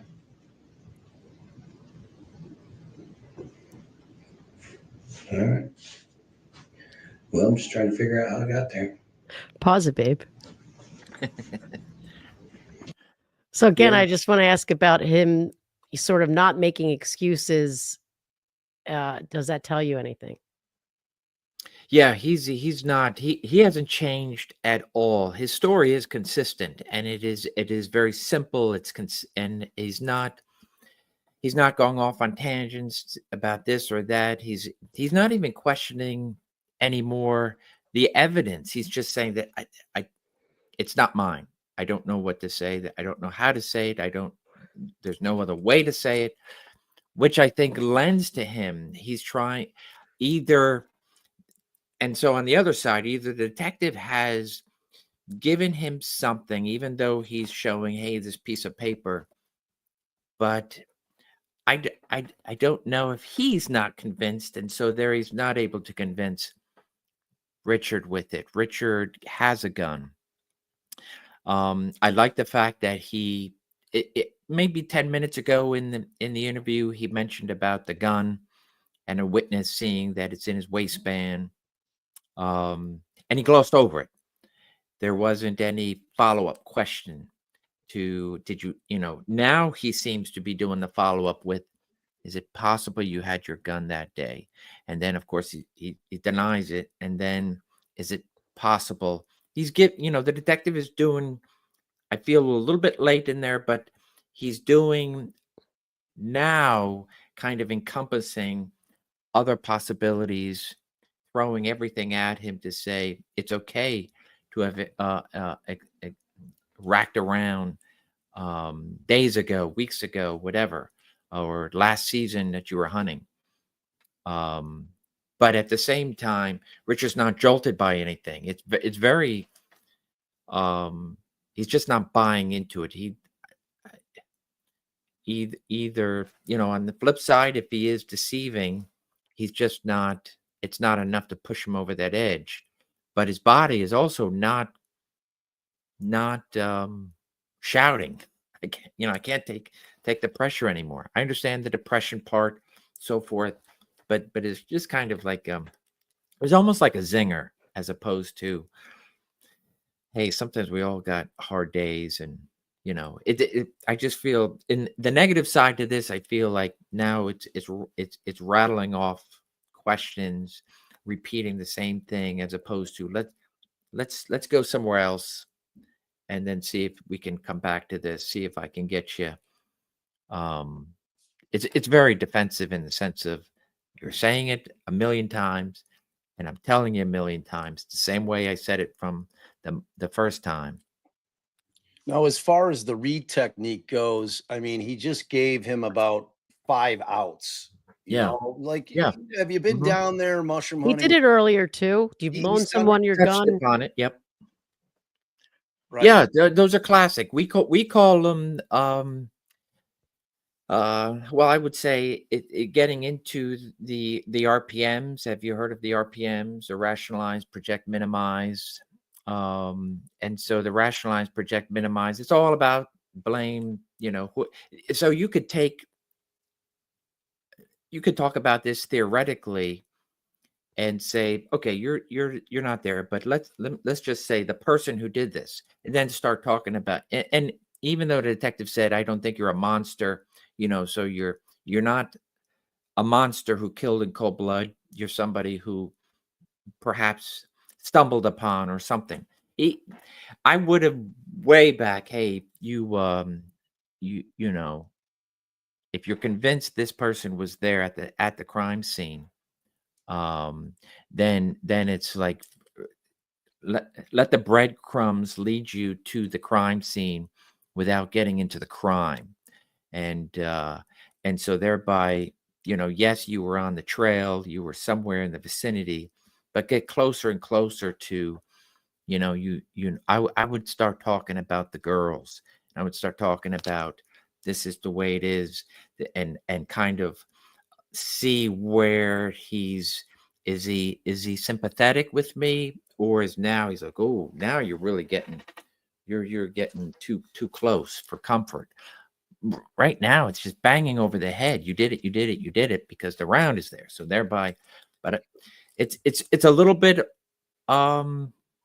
Chaotic.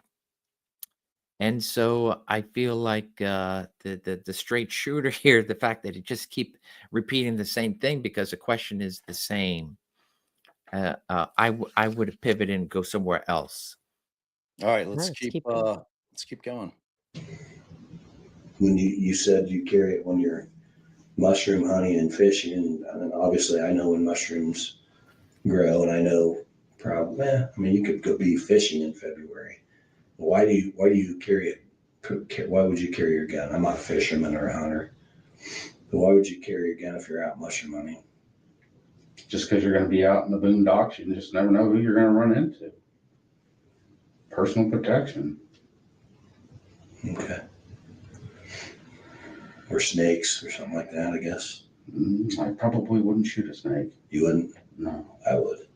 Well, I hate snakes. All right. I'm not saying I like them. I guess I'm quicker than a snake. I could get away maybe. When you do carry it, do you carry it like just on your hip, or do you carry it like one of those fancy holsters, or do you just put it in your pocket, or It's got a holster, side holster. like a paddle holster like this, just clips, or does it go through the belt? It goes through the belt. Mine just slides on. It goes through the belt or clips. I don't know. I'd have to look. Right off, I don't remember.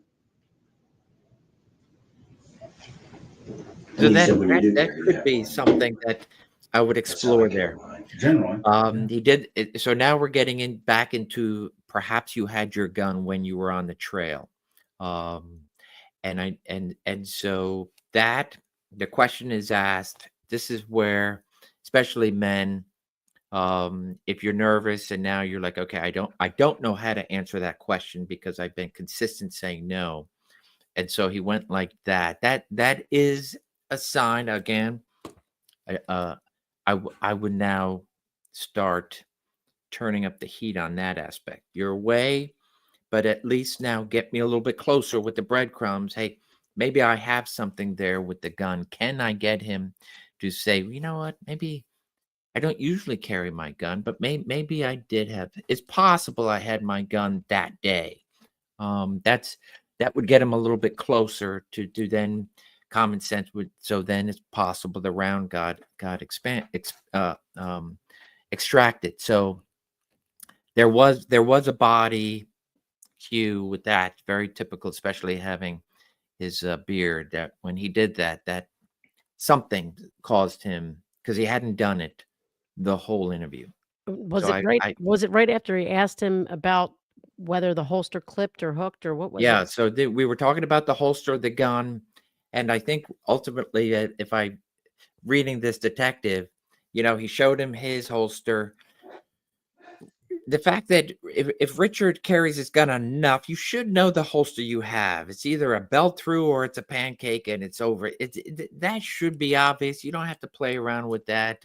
And so if a witness is saying, hey, it's just tucked in his, is it possible that, Richard is now thinking, well, sometimes I just stick it in my pocket and sometimes I stick it in my waistband. So I would say, the body started to react there as we're now getting to the indicator question. That Is would this tell me, move for a guy ever indicative of thinking? yeah, it could absolutely be, right? But it's not done this is the first time I was watching that to see if he's just constantly doing that. It's fun playing with your beard. I've seen Right. it all even my cop students, if they're doing this all through the class. It's just it's easing your nerves and it's comfort. However, if it's not done the whole interview and the heat is up there, the tension exists. Now we're starting to get into this gun and how do you carry your gun. But what if And that was the only time he actually had to think? Because every other yeah, question yeah. asked Again, just Allie, I'm just making a note to say, No, is no. this something I can explore more, or am I going to get back the same? It was You would have and it was the explored it first more time. to see if it Yeah, was an indication. You would have been like, yeah, "That could be an indication, so I'm gonna explore it a little more to see how he responds to other yeah. questions There's a about it." bodily reaction, so Now I want to go further into that. That's what I Mhm. would do. Awesome.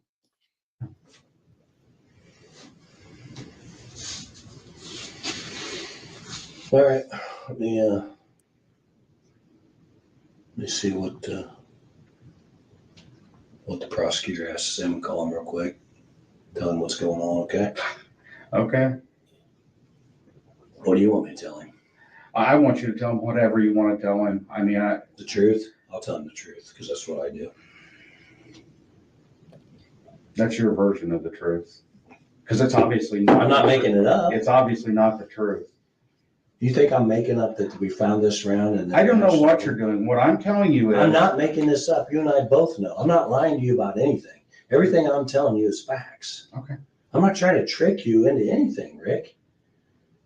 I know you probably you said you watched Dateline, all these fancy shows. I'm not trying to trick you. I'm just giving you some of the evidence that we have against you. And I'm telling you that that's not possible. Well, I'm not making this up. I showed you. I can't make it. This is a legal document. Item 16.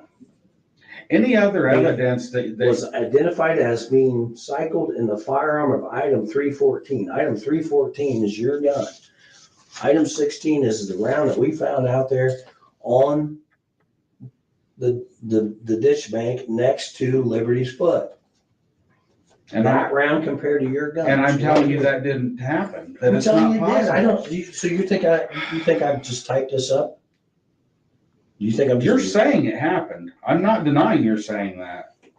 What I'm telling you is there's no way my bullet was found near a murder scene. It didn't happen. And I showed you a picture. And I can tell you of a round, a Winchester 40 caliber round, right? I've got nothing to work. Any other evidence that you have is obviously not going to point at me. I mean, it is. Okay. The expert witnesses, the witnesses, all of it. I don't believe that. But go ahead and call the prosecutor.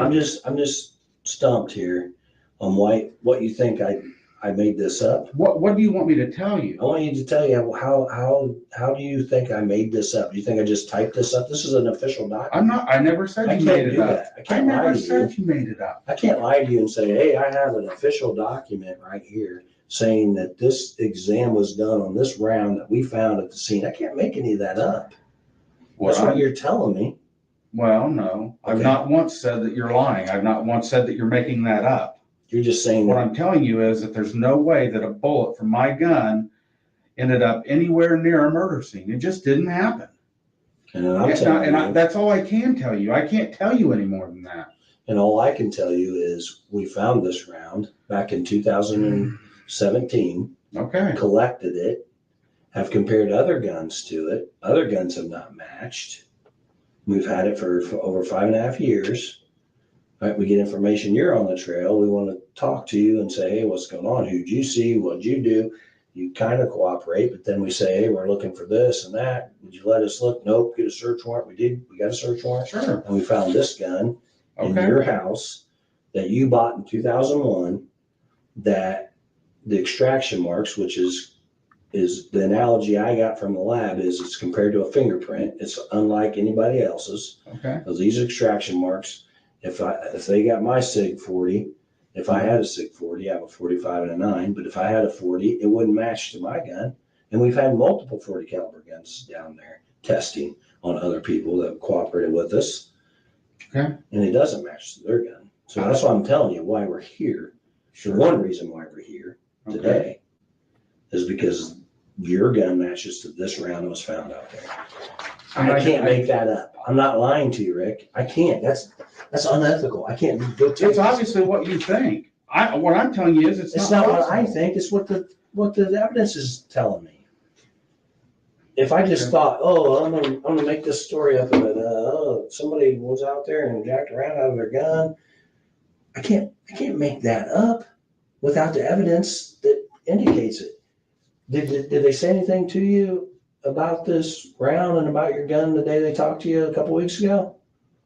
No. No, because we didn't know. Okay. And then we collected all the evidence that we thought would match to the evidence that we have and run the test on it. And the test says, ding. And what I'm Matches your telling you gun. is, and I guess I I can't can't deny this. what I'm I telling know you what you're is, telling me. You're telling me that your gun and that round was nowhere near. And I'm telling you that the evidence indicates it is. Right?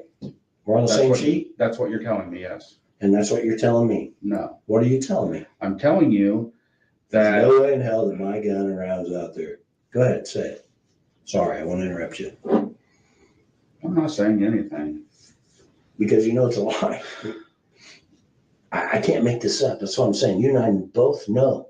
I can't make this up. I can't. This is a certified official document. I can't just type this shit up and say, oh, look at me. I'm lying to you, Rick. I'm Okay, trying to trick you into confessing to something you didn't do.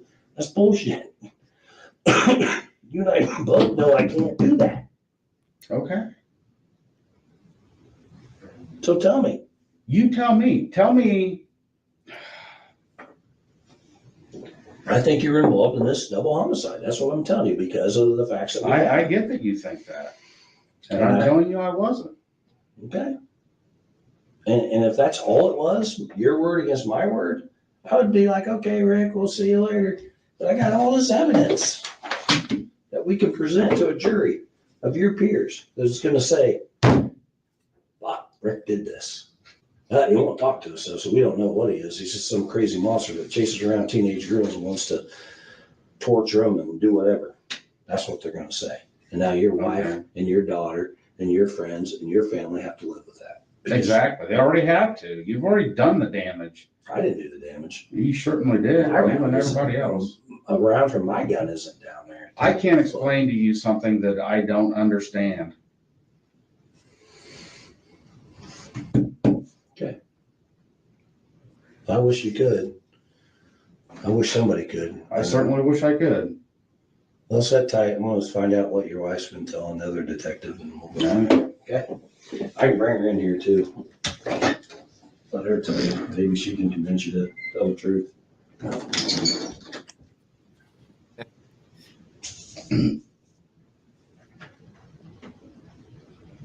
Yeah, the detective is obviously getting frustrated. Oh, just wait. I think it's important, you know. Richard says, if I can't tell you what I don't understand. So it's possible. He's like, that doesn't make sense to me. My DNA, my fingerprint, I understand. A round that you say came from my gun because of an extraction mark. Sorry, so the detective probably hasn't done a good enough job to explain a little bit more in layman's terms, other than how many times the paper has to go up in front of him to say the facts are the facts, and the lab guy said it's that your gun produced that bullet. It's not, if it's not convincing to me. You know, is Richard a gun expert? Is he a gun freak? Is he a gun enthusiast?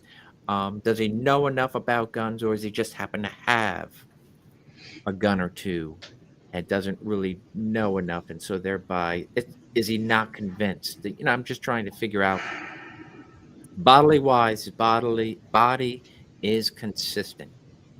Yeah, see, like it's interesting because, you know, I'm a defense lawyer. So when I'm hearing him say that, to me, it's somebody that's saying, I can't argue a negative. You're telling me to tell you something that I don't know how it happened. You know what I mean? Like if you're looking at it from the perspective of Richard Allen actually didn't do this, that he has no answer for why that round would be out there because he wasn't out there.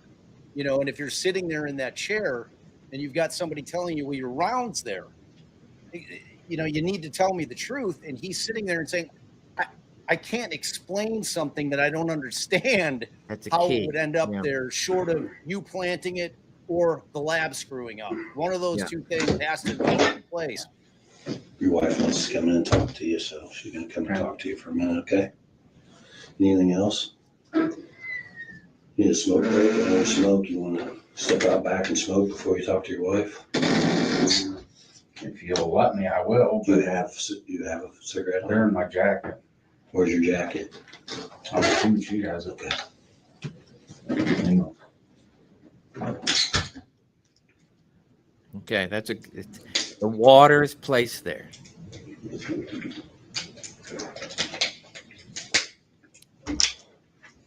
So he didn't gobble it down.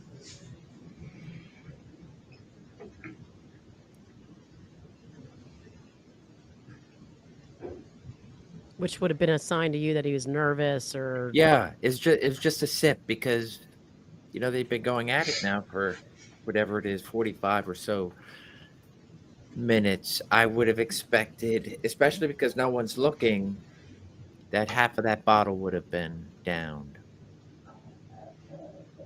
Yeah, we're about an hour and 4 into the interview. He's and he hasn't said a whole lot other than, not my round, not my gun. I wasn't there.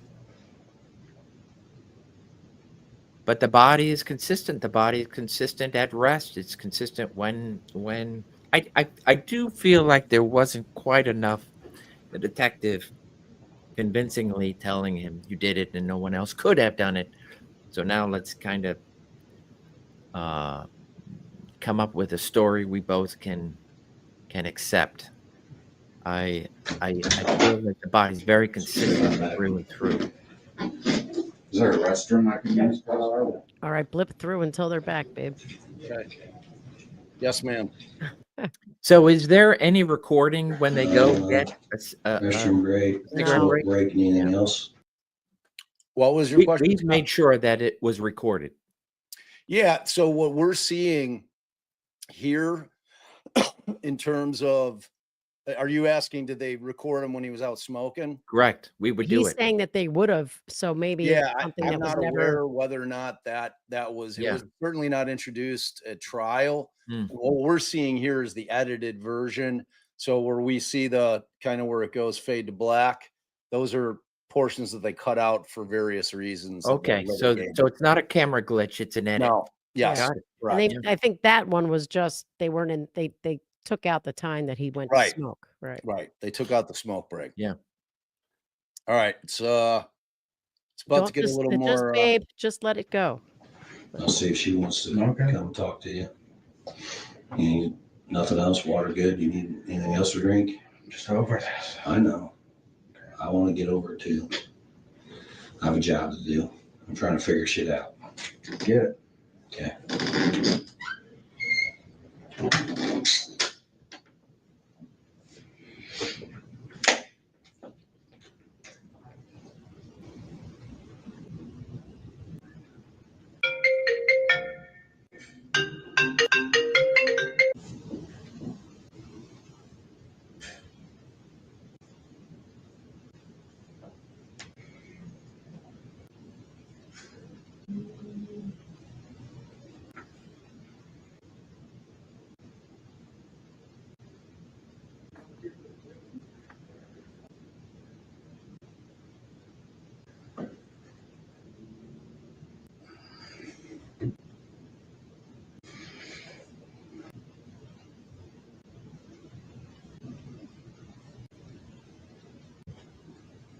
And she wants to talk to you. Okay. She's calming down a little bit. Okay. We basically told her about the same evidence that we have that we told you about. And she's wants to talk to you. She's a little She's upset. probably terrified. She is. So she's drinking her water and calming down a little bit. Like I told her, you mentioned it earlier. You're worried about what people are going to think and all this. I get that. But I don't think you're a bad person. Neither does she. What kind of good person kills two people? People make bad decisions all the time. I don't know what happened. For all I know, maybe they did something. What makes two of us? Well, you have some explaining to do, though. I don't think you can explain why, and other than you think I'm making it up. But good people make bad decisions all the time. Good people get backed into a corner all the time, and I don't know what they did. Maybe. I have a hard time believing they did something to, I don't think anybody could do something to deserve to be killed over, but you know, if somebody gets angry and their medication isn't right or whatever, I'm on medication. If my medication isn't right, maybe I don't make the best decisions. You know, people that are drinking and doing drugs, not saying you do, but when people drink and do drugs or the medication's off, maybe they make bad decisions.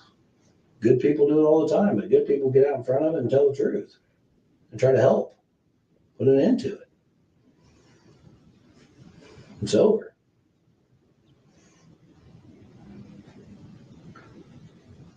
And she believes that she doesn't think we're making any of this up. She thinks you're a good person. I think you're a good person. I just think something went wrong. I don't know why or what happened, but only one person can tell me, and that's you. I can't tell you something that I don't know. And I don't know how to make that any clearer. You don't want to remember? Oh my God, I didn't do anything.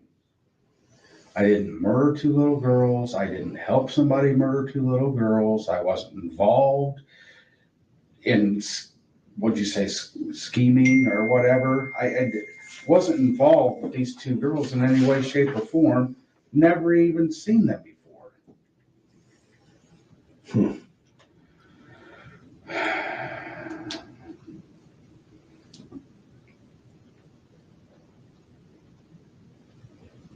I would say that's a negative.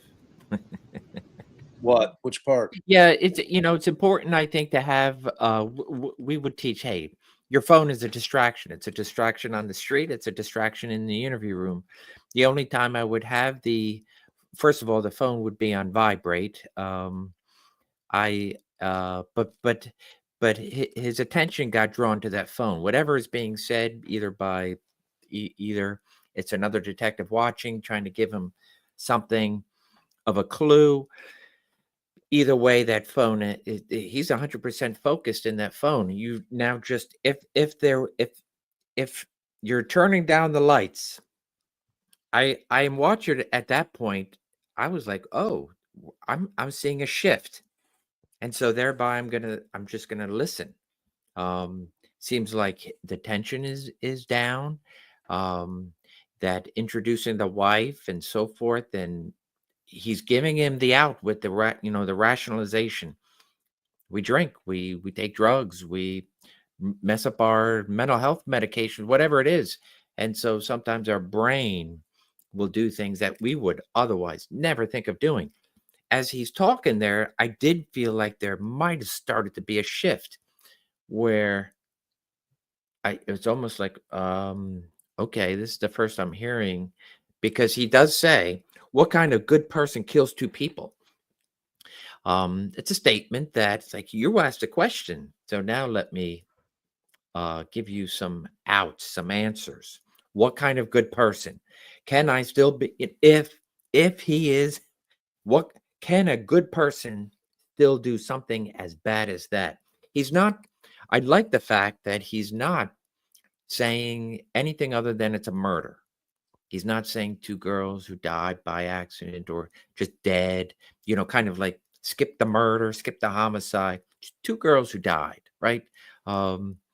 He's very, Rick is saying, hey, two little girls murdered. So he's not even hiding the words. Those words come out pretty easily for him because he's a good person.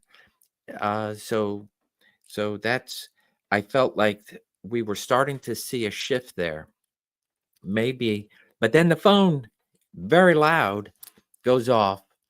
And as opposed to just quietly looking to see if it's something that will help him in the interview and kind of leave it off, now it's both hands are on it. And just like your kids, when your kids are trying to talk to you, you're on the phone, you don't know what they're saying. And they know that you're not listening. Right. So I don't like that. That's to me, that's all right. Let's keep going.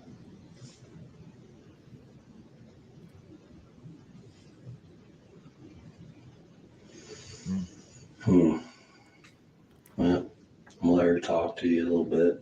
Okay. You guys can try to sort this out. Let me know whatever I can do to help. If you need more water or anything. Okay. Need another smoke break.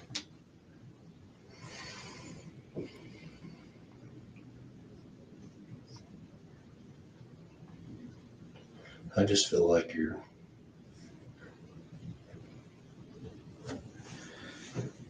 I don't know. I don't know what to think. You. Hmm? I said, you don't know what to think. It's look, he's going back to see. He's like, "What? How did they word this? What I should say?" He's Yeah. reading it. The momentum's lost. It's tough.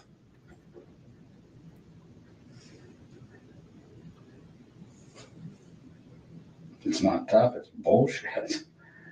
I don't think it is. Okay. If you had a valid explanation of all this, but you don't. That's what I can't explain something I don't know. All right. Well, we'll figure it out.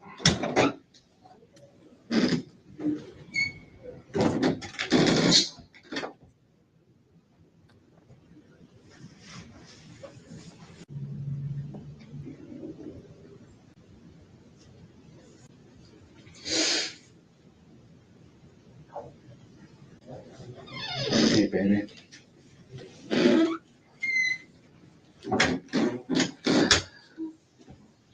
Yeah. It's all right, babe. It's gonna be all right.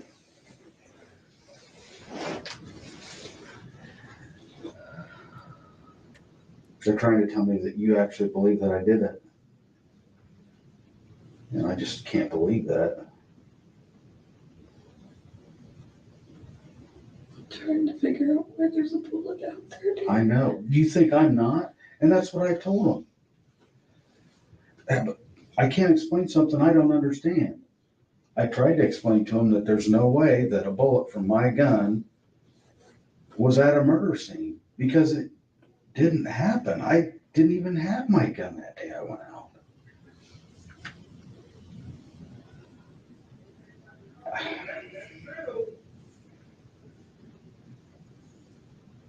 You know me.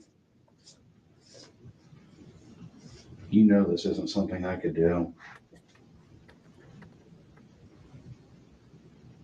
And I know that you know that. You don't have to tell me that, I know.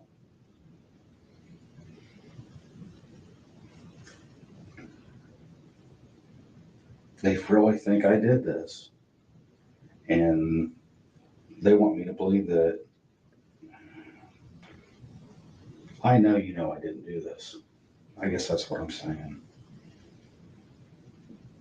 I don't know what they're trying to do here, but I'm not going to say something that's not true, and I can't explain something that I don't understand. The only way for me to explain it is that I don't know, because I'm saying it's not possible. There's no way that a bullet from my gun ended up at a murder scene. I didn't murder anybody. I didn't help somebody murder anybody. You know, I'm not going to sit here and try to convince you. I know you know me. I know you know that I didn't do this, had anything to do with it. Like, talk about scheming or something. Yeah, I don't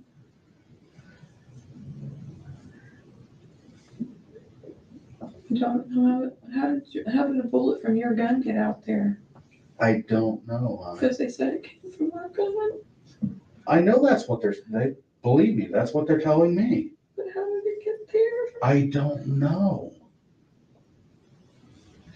And they said there was one in your box above your dresser that matched it. They showed me that picture too. I can't explain it. And I don't. I can't either. They keep asking me and I don't know how to answer that. You There's no answer way it. for me to know. I understand. Me either. And that's what I'm trying to tell them. You want to keep asking me, and I just keep telling you I can't explain it. I don't know how to explain something that isn't possible. But I know, this is what I do know. I know that no bullet from my gun What happened? was connected with a murder in any way, shape, or form. Why do you keep switching? I didn't around, do dude? it this And time. there's no way a bullet from my gun would have been near Abby and Libby's I murder paused. or anything else, because Oh my God. Just, gotta I be- think Mandy did it. All right, now we add it back. Hold on. There we go. I figured this out last time. I didn't do it this time. Wow. I never even seen those girls. Period. And I didn't even have my gun that day. So that's what I'm trying to say. I don't know how to make that any clearer. I don't know how to make that any clearer. I don't know how to make somebody understand. I get what he's saying. I don't have a way to explain it. And they're like, there's a witness that said it was you out there. Dear, I don't And know I'm what. like, how did they know it was you? So they said they showed her a picture. And I'm like, of course you were out there. If they see me out there, they see me out there, dear. And I But told were them. you on the bridge? I told them I was on the bridge. I went out to the first trestle. Oh, okay. That first I thing don't that. remember you telling me that. You told me so I told you weren't on it. But I didn't. It doesn't, hon, you're not in any trouble. You didn't do anything. I didn't do anything. Right. Huh? I didn't know you were on it. I'm sorry. Well, don't worry about it. You told Hon, me you weren't. huh? You told me you weren't, so I just was. No, I told you that I walked. Okay. I love you, baby.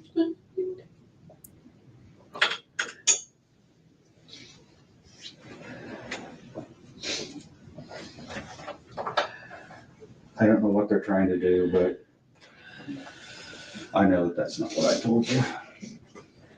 I love you. And it's just, they're not going to get away with this.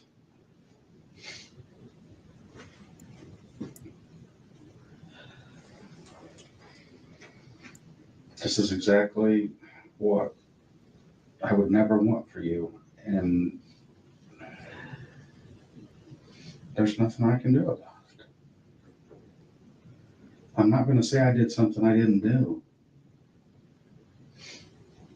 I'm not. Yeah. And I know you know me, and I know you know that I would never do this.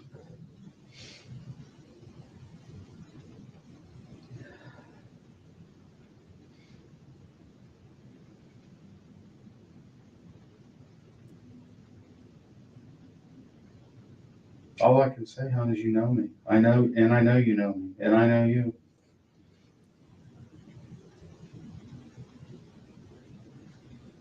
And what they're doing to you right now, I'm not okay with this at all. And they know it, but they're going to do what they're going to do.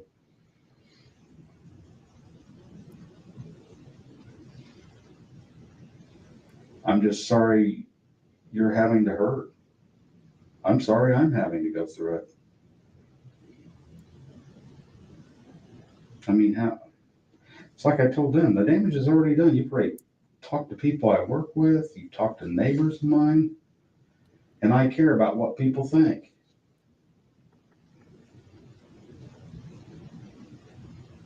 You know I care about what people think. I know. Hell, I have enough trouble not trying to believe that people think. Half the time I just think they think what I'm thinking. You know what I'm talking about. I'm always worried about what Jory thinks or. I know. And they're trying to, talk about my anxiety and depression and shit. And You know, I've tried to explain to them, it's been going on for 7, 8 years.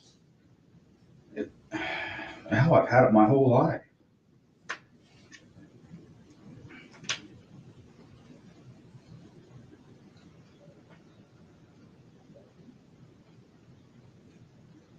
They want me to tell them that I did it, and I'm not going to. I'm not going to admit to something that I didn't do. How stupid is that? I don't care what they do to me. I'm not going to admit to doing something I had nothing to do with. And I'm not going to try to explain something I can't explain because I don't know. You tell me, because I don't know.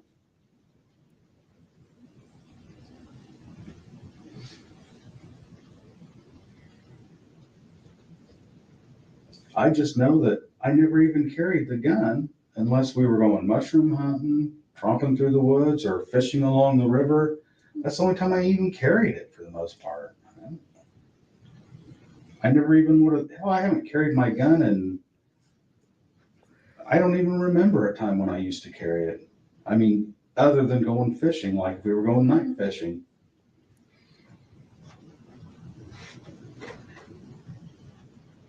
But how did the bullet get up there, honey? I can't understand that. I told you, I can't either, hon.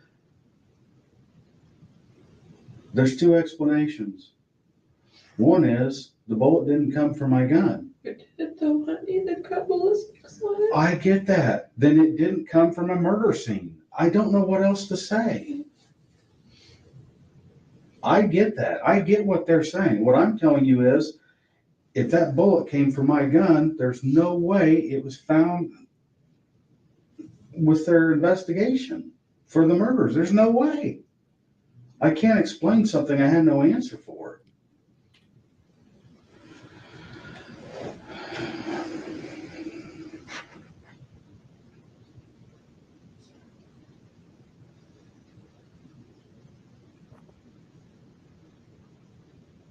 They want you to think that I done it. That's what this is all about. They want you to come in here and make me believe that you think I did it, and I know you don't. You know me too well.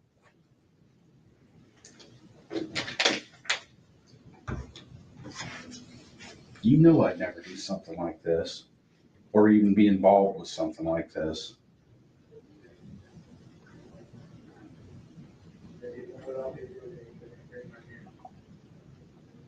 So they're probably going to come and take you away from me and go at me again. So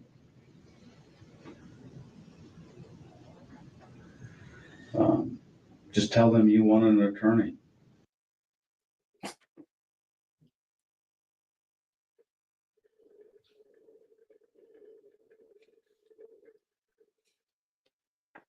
This is the same thing it did the last time, right around this time. Let me try to Go at me again. So. What did I do last time? I think You refreshed the screen that you're playing it on. Okay, let me do that. So I'm at 128.55.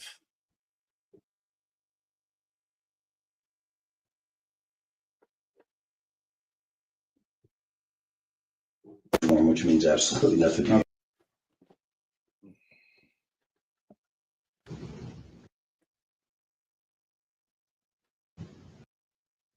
I had nothing with their.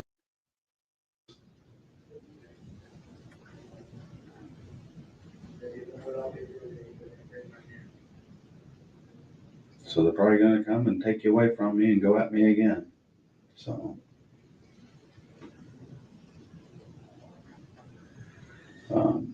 Just tell them you want an attorney, and they'll have to let you leave. Don't worry about me. I'm trying to, I don't know what they're doing.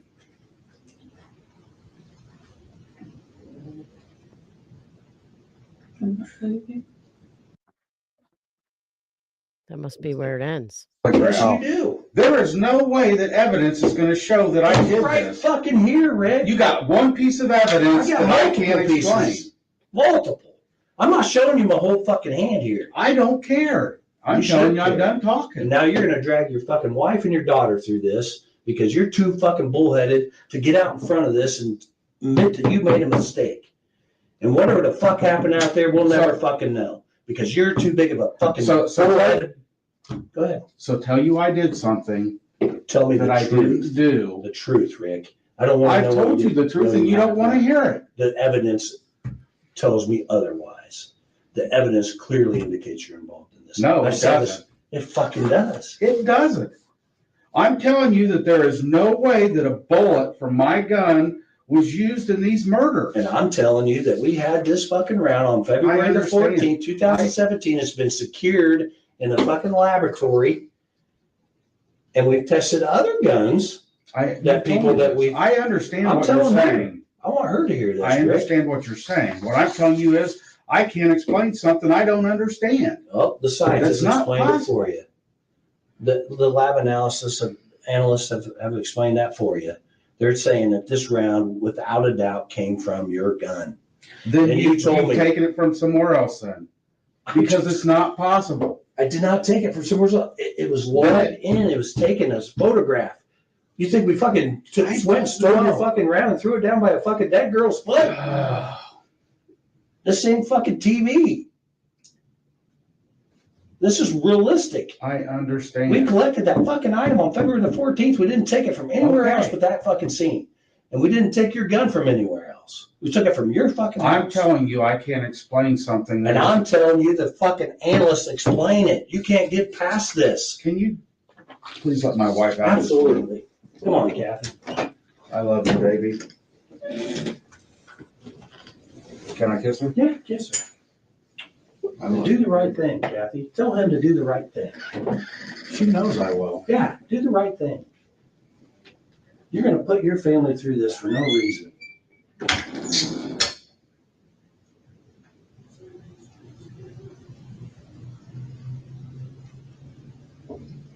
Thoughts so far? Yeah. So I thought his body really cried out with his wife there. He was showing a lot more nerves and I'm a good man in front of his wife. His body was static. It was stoic. It wasn't changing with the detective, which to me I blame on a lack of rapport. But his wife, there's their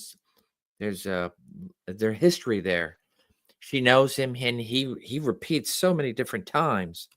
And I wrote it down because I thought it was. I know you know I didn't do this. And then he says, I'm trying to get out, but I'm not sure how to. I'm not sure what to do. Those are interesting statements. If I'm listening on the outside with these would be my key. Of course, the detective, as I can see, has escalated this to quite where he wants his wife now to exit, which is interesting. So to me, as you saw the grooming, he was picking at his pants so much. I would like to see, is there anything on your clothing that needs your attention? And so he was a lot more nervous in front of the wife than he was with the detective, which tells me there's another shift in this interview. And I would like to exploit that. I want to know, okay, we've been going back and forth and I haven't gotten to say anything or divert, but now I feel like something clicked there. I'm not so sure with all the F-bombs, if that helps, but and then for him asking the wife to leave, it'd be I'm like interested. Okay, where is this going to go? So, like, and I just background. So they've been married 35 years, and I was having this conversation with Allison about this interview, and I think we were just having it yesterday. And I was like, you know, if they had me in a room, because they've obviously talked Kathy up, right? So they had her come in. They've told her your husband's the guy. So and she comes in questioning him, like, I don't understand how the bullet, she comes in seemingly believing what the cops are telling her, that her husband has committed this horrible crime, and we've got all the evidence to prove it. And I was asking Allison, I'm like, I don't know how I would respond. Right. My wife, who knows me better than anybody on the planet, including my parents, in terms of how old I am now, who I am now, and has known me for decades. If she came into the room and was basically telling me I believe them. You know what I mean? Like, I just don't know Yeah. in reality how anybody would respond to that. Like, you'd have to be just destroyed. You know, I mean, it's like the one person in the world that you're like, all right, she knows me. Like, she knows that I'm not creeping around on the internet. She knows that I don't disappear for hours at it, like all the kind of like little telltale signs that might exist when you've got somebody that has escalated to doing something like this. And like, how does that factor in for you guys when you're conducting an interview like this? Like, all right, well, do you guys think about that aspect of it in terms of like the length of the relationship, what that could be doing to him psychologically, things of that nature? Absolutely. I would never have entered her into the room if I didn't already do my background to see if she is what's holding him from getting past. He does say repeatedly, which would make me wonder. So body wise, I feel he's consistent and not a lot of, if anything, deceptive. But is at the same time, the question is the same thing. So it's almost like rehearsal. Keep saying it, the same thing, same. So in one sense, it's rehearsal, and I'm saying the same thing, and now we're going back and forth. It's the same volley, and nobody's winning. Nobody's winning in this. So the detective is obviously getting frustrated. I feel like there was a potential a couple of times, then the phone goes off, and then it's like you let the air out of the balloon. That's it. It's you lost the opportunity. Introducing the wife, I watched his body. I thought he was doing everything that cries out nerves, deception, this and that, the classic signs. He couldn't stop looking at his pants and picking off everything. Whether or not there was something physically there, is there hair? Is it dog hair? Is it you have a bad dryer vent and but nothing during the time of the interview. And I blame that on lack of rapport. There's no relationship there. There's you think I did it, think all you want, everybody, you ruined my life because what do you say? What kind of good person kills two people? That's a very interesting question. Well, what the kind of officer just said, "You're a good person." yeah, I think you're a good person. right. And then he's like, what kind of good person could do that? This is right, something that this guy, if the detective now says, I have him, how do I convince him that it's okay to confess? Ultimately, it has to be okay.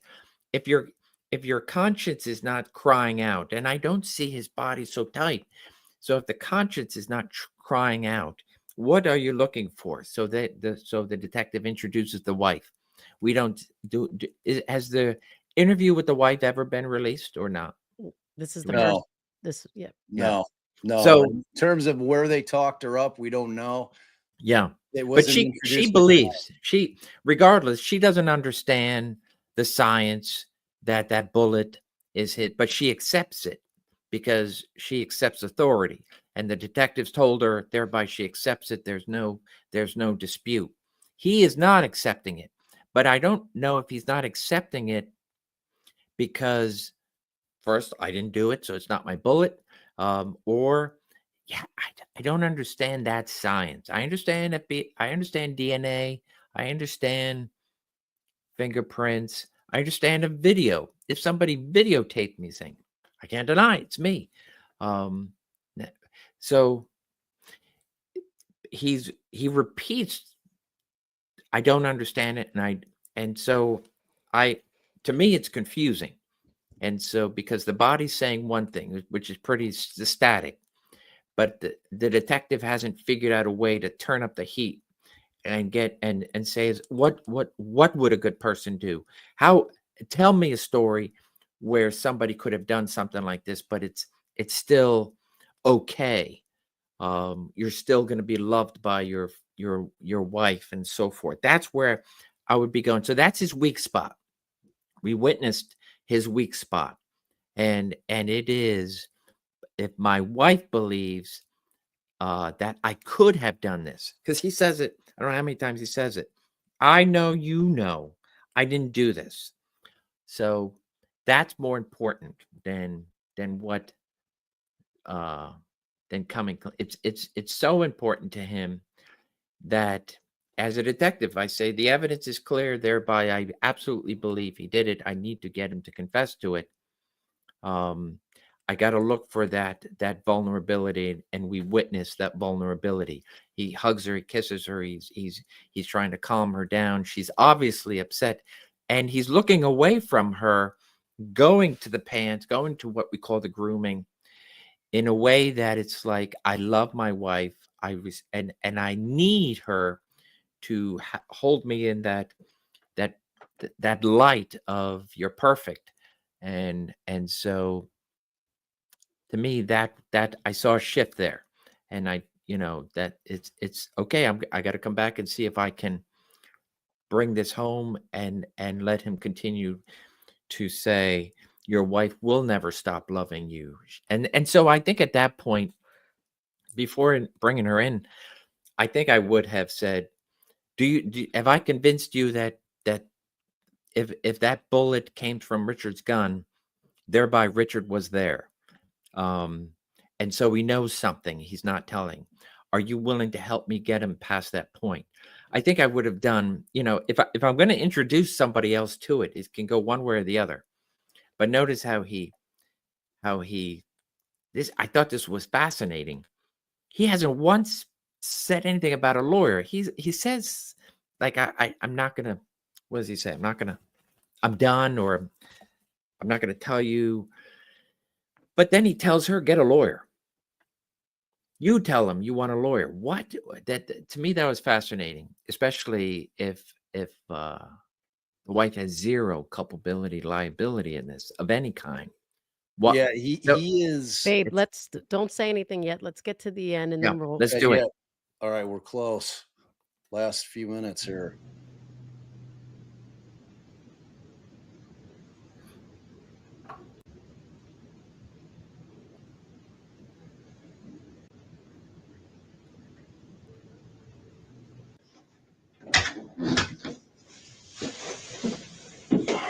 You're gonna pay for what you've done to my wife. What am I You doing? wanna What? fuck with me, but you leave my wife out of this. Leave me out of it. No, you're involved in this. You're fucking rounds there, Rick. No, it's I can not. see you're getting pissed off. I I understand. am pissed off. Did you not see my wife? Did you not see these fucking two girls dead? No, That's what happened. You got fucking pissed off at them. You fucking dragging them down a fucking hill, and you fucking killed them. Don't fucking tell me you didn't. I didn't kill anyone. Bullshit. That's Fucking upset for a reason, not Because you guys are trying to kill somebody. You're trying to tell me that I'm not making this fucking round shit up, Rick. It is what it is. I'm done talking. Arrest me. Happy to. Be fucking happy to, because I tried to fucking help you and you wouldn't fucking do it. Oh, you're helping me. Guilty, and I know it, and I'm gonna fucking prove it. Okay. And I'm not paying for any of this shit. You're paying. This is on you. This ain't on me. It's fucking on you, Rick. You had your fucking opportunity. Fuck. Fucking money.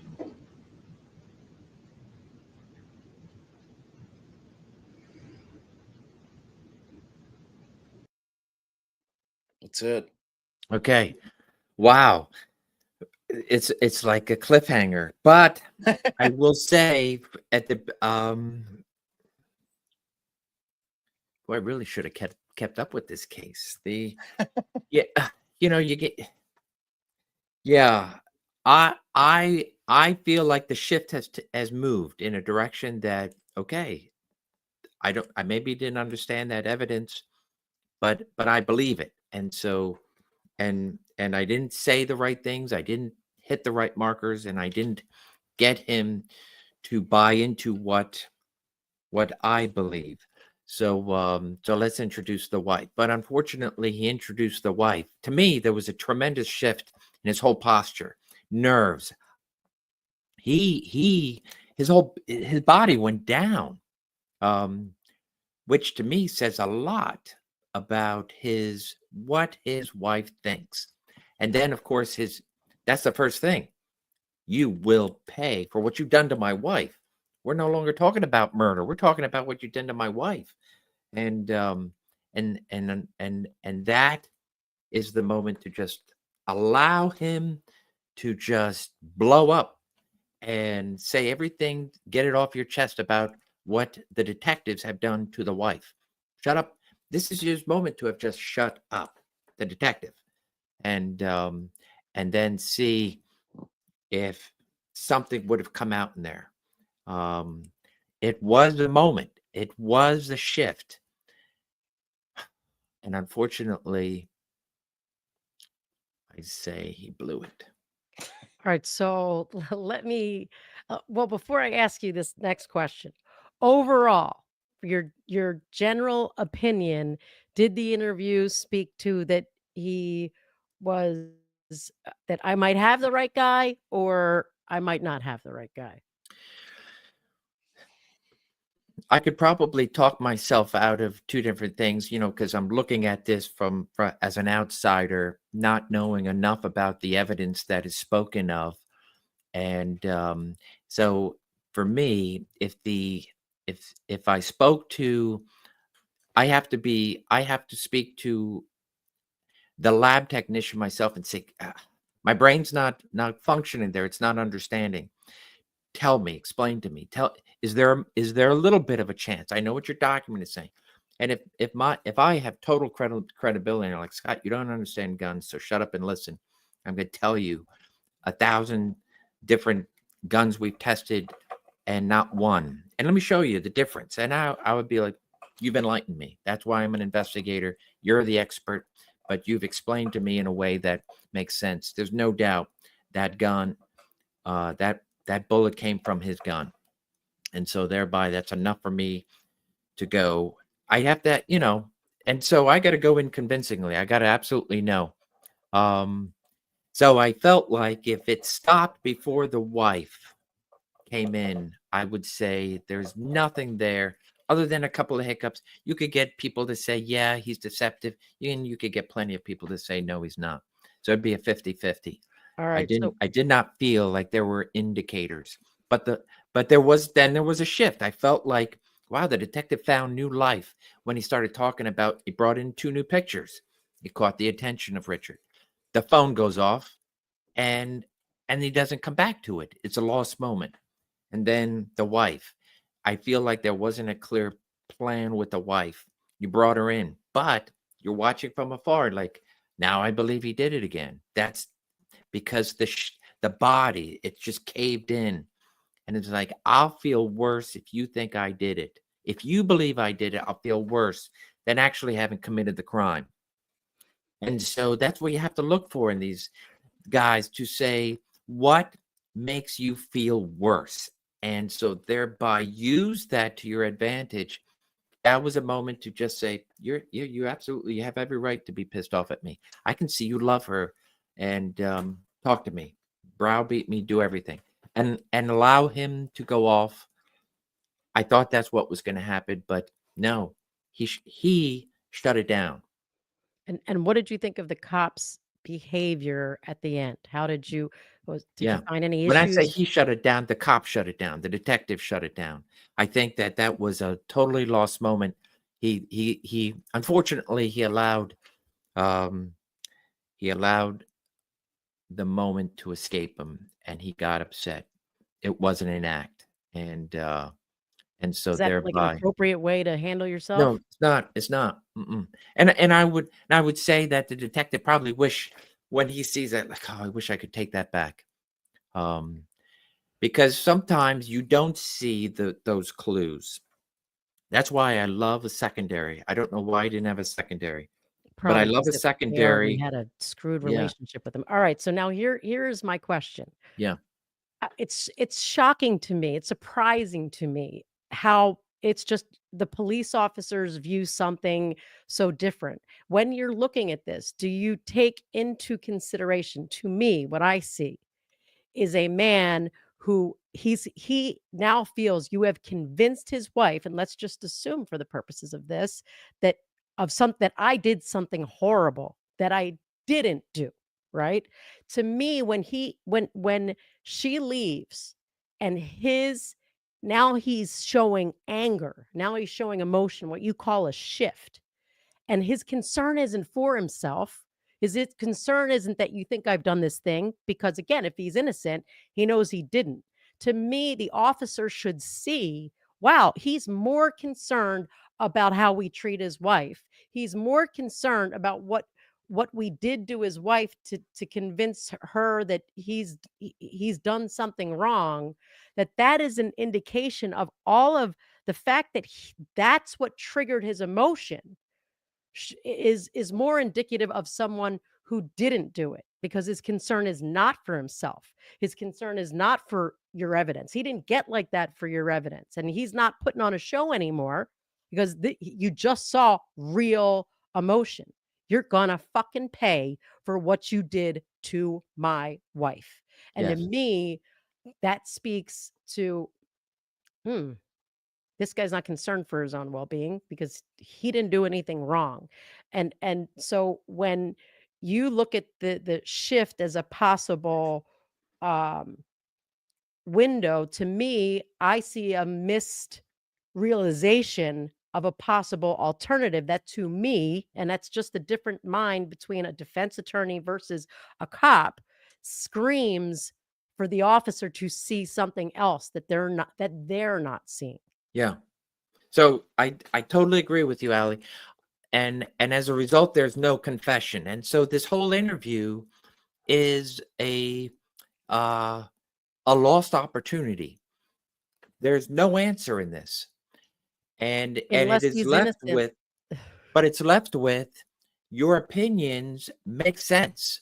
They fall, they don't fall flat. They make sense to a host of people, and so I say maybe if a different approach was taken, I do see a shift at certain parts of this interview that if my attitude, my tone, and my call it skills, whatever, my empathy, my rapport, to where there would be a different outcome. Not that I'm getting something I shouldn't be getting, a false confession or something. Okay, you know what? You hurt my wife. What do you want to know? Whatever you do, don't. No, it would be, am I reading this as I'm a human being who's done this time and time again? So can I, if I'm seeing these shifts, ultimately, what are the behavior? The behaviors are they're telling me follow up with a question, follow up with a different question. I want a different answer to other than if I keep browbeating Rick over the head to say, that's your gun, it's your bullet, da da da. He's like, yeah, he is saying in certain, but that's from my side, right? From the prosecution, from the investigative side, I'm seeing signs now, especially with his wife, that maybe I just have to rephrase the question and introduce it another way. Am I going to get the same answer? Or am I going to actually get now you're starting to say the right things to motivate me, but because right now you haven't. I don't like you and I don't like the last two people. But guess what? I'm not asking for a lawyer. I'm not asking for a lawyer because I'm innocent. Absolutely, very possible. But I'm also not asking for a lawyer because I'm waiting for you to convince me that I should talk. And right now, I don't have it there. Why? Because what kind of a good person kills two people? And I know I didn't do this. He says it many different times that the most important thing I think that he's taken out of that is I don't want people to think I'm a bad person. So how do you this is where I get into the RPMs, the rationalize, project, minimize. They had it coming. The victims are to blame. Society is to blame. Your mental illness is to blame. Whatever it is, it's outside of you. You have a good mind, you have a good heart, you have a good wife, you have a good relationship, you have a good position in society. That doesn't change by you confessing. So if they had done this right, which I can Yeah, hear from you would have been something like, Kathy, what we need you to go in there and tell him is that I still love you, even yeah, though this evidence yes, shows me that you did it. And no matter what, Rick, I will always love you. And if somehow, if God forbid, I would have never thought it, but you did something, I'll love you even more if you just, end it and confess. Or if they had taken some of those, follow-up questions on the other things that you thought were a shift. If they did all that and he still keeps saying, I didn't do this, I wasn't there, that isn't my gun. Would that at that point then at you as the interviewer be like, you know what, I think we got the wrong guy? I mean, when does that come into play? yeah. So where's the evidence? If the evidence is taking you one thing, human behavior, even though there are patterns to, okay, when I talk about shifts, I'm talking about vulnerable opportunities where like To he exploit him he to get opened the door, exploited. right? He Right. opened the door, so let me come in with a different approach, same tone, same sense of respect, never disrespecting him. Um, he lost it at the end. He lost the opportunity. Hence, shows that continue to say, I could go this way, I could go that way. I was on the fence. Here it's not like this is real time. This is already done. Right. And so, I think about as an investigator as if I was on a jury. How would a juror who doesn't have the same investigative backgrounds and so forth, how would they listen to what a court actually gets presented? There are key things that changed the way I feel like there was something there. I call it a shift. And so it would beg me to go in and redesign the question Uh, and hone in on, because he already is lost. You lost him at the evidence. He can read it. And he's even said, Detective, I believe you. That paper is gospel. But you're not connecting me. I don't understand it. You haven't convinced me. So thereby, I'll continue to deny. All right, I know Um, Bob's been biting right? his tongue, so I'll say one more thing before I let him go, and I'm surprised he's let me go this long. Um, when you're talking about the shift, if you take in how does the possibility of, again, considering this being tied to his wife and then his anger and emotion coming in with his wife, he has anxiety, he cares what his wife thinks about him. So yes, you're seeing what you're calling the shift, the changes in behavior, picking off the thing. He's nervous, he's anxious because he's sitting there thinking, my wife's not telling me I know you didn't do this. They have somehow convinced my wife I've done this, and it's like Bob was saying, breaking my heart, like I'm crumbling inside that she could even go there. And that's why he's picking and he's thising and he's thatting.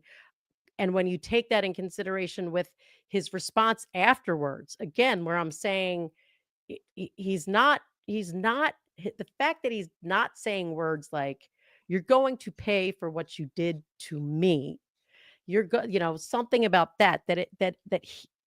all of his emotion is tied to his wife, that shift now gets clarified in your mind. You know what? Now I think that shift was the stress from him thinking his wife believed him, the angst from that, and that coupled with his response not being concerned for himself is indicative of a man who, at least sure as hell thinks he didn't do anything wrong because he's Sure. not showing concern for himself. Like what wouldn't that explain all the behavior that you're seeing? It absolutely can, right? Because it's all conjecture, because the detective did not seize on the opportunity And so it's shut down. It is absolutely left to speculation. My thought is, you're absolutely right. My approach would have been, first and foremost, I'm not letting the wife go in there unless I have a plan. What I have to know, I've talked to you however long we've talked. Do you believe me? I believe you, detective. I love my husband, and I would have, of course, nobody ever believes they're living with somebody that's capable of doing the absolute unthinkable. So I'd be like, so, but I need you to understand your husband, this is your husband, first and foremost, loves you. Okay, thank you very much. I'm glad to hear that. And then I would be like, this is what I need you to do. And let her go in and let her. His body was hitting off. It never hit off, other than a little bit of tightness here and there. He was very, to me, normal under a tense situation. But then the wife, it all changed. If I'm on the outside, be like, okay, that's what I need to seize upon. I would then say, come at me. I am a bad person for letting your wife come in here. I am a bad person. And my wife would kick me to the curb. I would absolutely validate every emotion he is kicking out. And because now what I've done, if double murder and me accusing you of double murder is not as bad as me accusing you that I've convinced your wife that you're a murderer. That's more, then that's what I have to go with. If the body stayed the same, if he's like, honey, just, I don't know what to say. I feel bad for you being through this. So this might take a couple more hours. Ask him to leave. Tell him you want to leave because you have nothing to do with this. Tell him to take you home. I didn't see that consistent behavior with her. And so thereby, once I replaced the wife with me, now I see real emotion. And I'd be like, that's what I got to go with. And I'm going to spend a couple hours with that. Forget about everything. You I said that failed. even if he did all that correctly, she went in, Yeah. said the right words, "I'll love you anyway." He took advantage of the opportunity to change, and still this man maintained that he wasn't that he didn't do anything, he had nothing to do with it, blah, blah, blah, blah. It seems that at no point or you did not say that at that point I would start to think, "Hey, maybe this guy's actually innocent." I don't think I'd be thinking that. Because I believe the evidence itself. I have to believe in the evidence. And so I did not see Not about the that. body doing anything. So I totally agree with you in all your assessments, but I would feel very comfortable that the body changed in such a way that I feel like I've just been going at this wrong. I've been wrong. And so I'm going, but I still respect him and I feel like he respects me. So I'm going to go in there and I'm going to cow down and say, I was wrong. I was absolutely wrong. Now I see you guys are madly in love. She madly loves you and you would do anything for her. So shame on me. That was a bad move. And let him now play the victim. You're allowed to be the victim for whatever. Allow whatever. And that's going to take a while. As long as I have a plan that this is what I'm doing. I'm saying, I'm getting into his head and I'm saying, and I'm gonna read back his statements. I'm gonna say, Rick, this bothers me, but that's just me. So let him be convinced he is a good person. Let him be convinced he is an absolute good person. All right, babe, But I'm turning it over to you. Okay. All right. So a couple things that I just want to add in that we learned at trial in terms of the relationship between Rick and Kathy. So Rick was diagnosed a long time ago with dependent personality disorder, Mhm. meaning that Kathy is his rock, Yeah. that he always needs her to prop him up. He's always filled with self-doubt. He relies on her for everything emotionally. They've been together for 35 years. He never feels like he's good enough. He always is worried about what people think about him and that they think negatively. And Kathy is the one who's always propped him up forever. So when you learn that, and you know, and you have to gauge that in terms of how he would be feeling to know that the person that is most important to him in every facet has now been led to believe, and who appears to believe that he was the culprit, and more importantly to him, that he was capable of doing it. Um, I think that you Yeah. have to factor that in. And I also want you to factor in terms of the evidence, the reality that Jerry Holeman knew with regards to that round is that multiple guns were not excluded as producing a sufficient agreement. And that they were significant because they were two guns from two property owners right by the bridge, namely Ron Logan. His gun was never cleared, and Brad Weber. Both of them lived down by that bridge area. So he knew that going in. This was not some kind of fail safe. And I don't know if Jerry Holman did what you would have done, which is go to the lab, talk to the analyst and say, explain it to me like I'm 5 years old. Yeah. I need to believe this evidence because I need to be able to sit in that room knowing that at least this piece, because everything else he said was a lie about the voice recognition, of that there were people that had, Didn't exist. none of that existed. So the only thing in Holman's mind was that bullet, okay, the round. And he didn't get that explanation in terms of show me how this makes it infallible in terms of your mind, Miss Analyst. So like he went in there not believing it totally, other than just what he was saying. Oh, I've got an official paper here. This is the official document that like, you know what I'm saying? Like you went in there kind of blind. And I think in his mind that once they kind of rediscovered Rick Allen, because they had lost his statement to Dan Doolin for 5 years, thing got buried. And all of a sudden one day it reappears. And then they're like, oh, look, this guy said he was out there that day.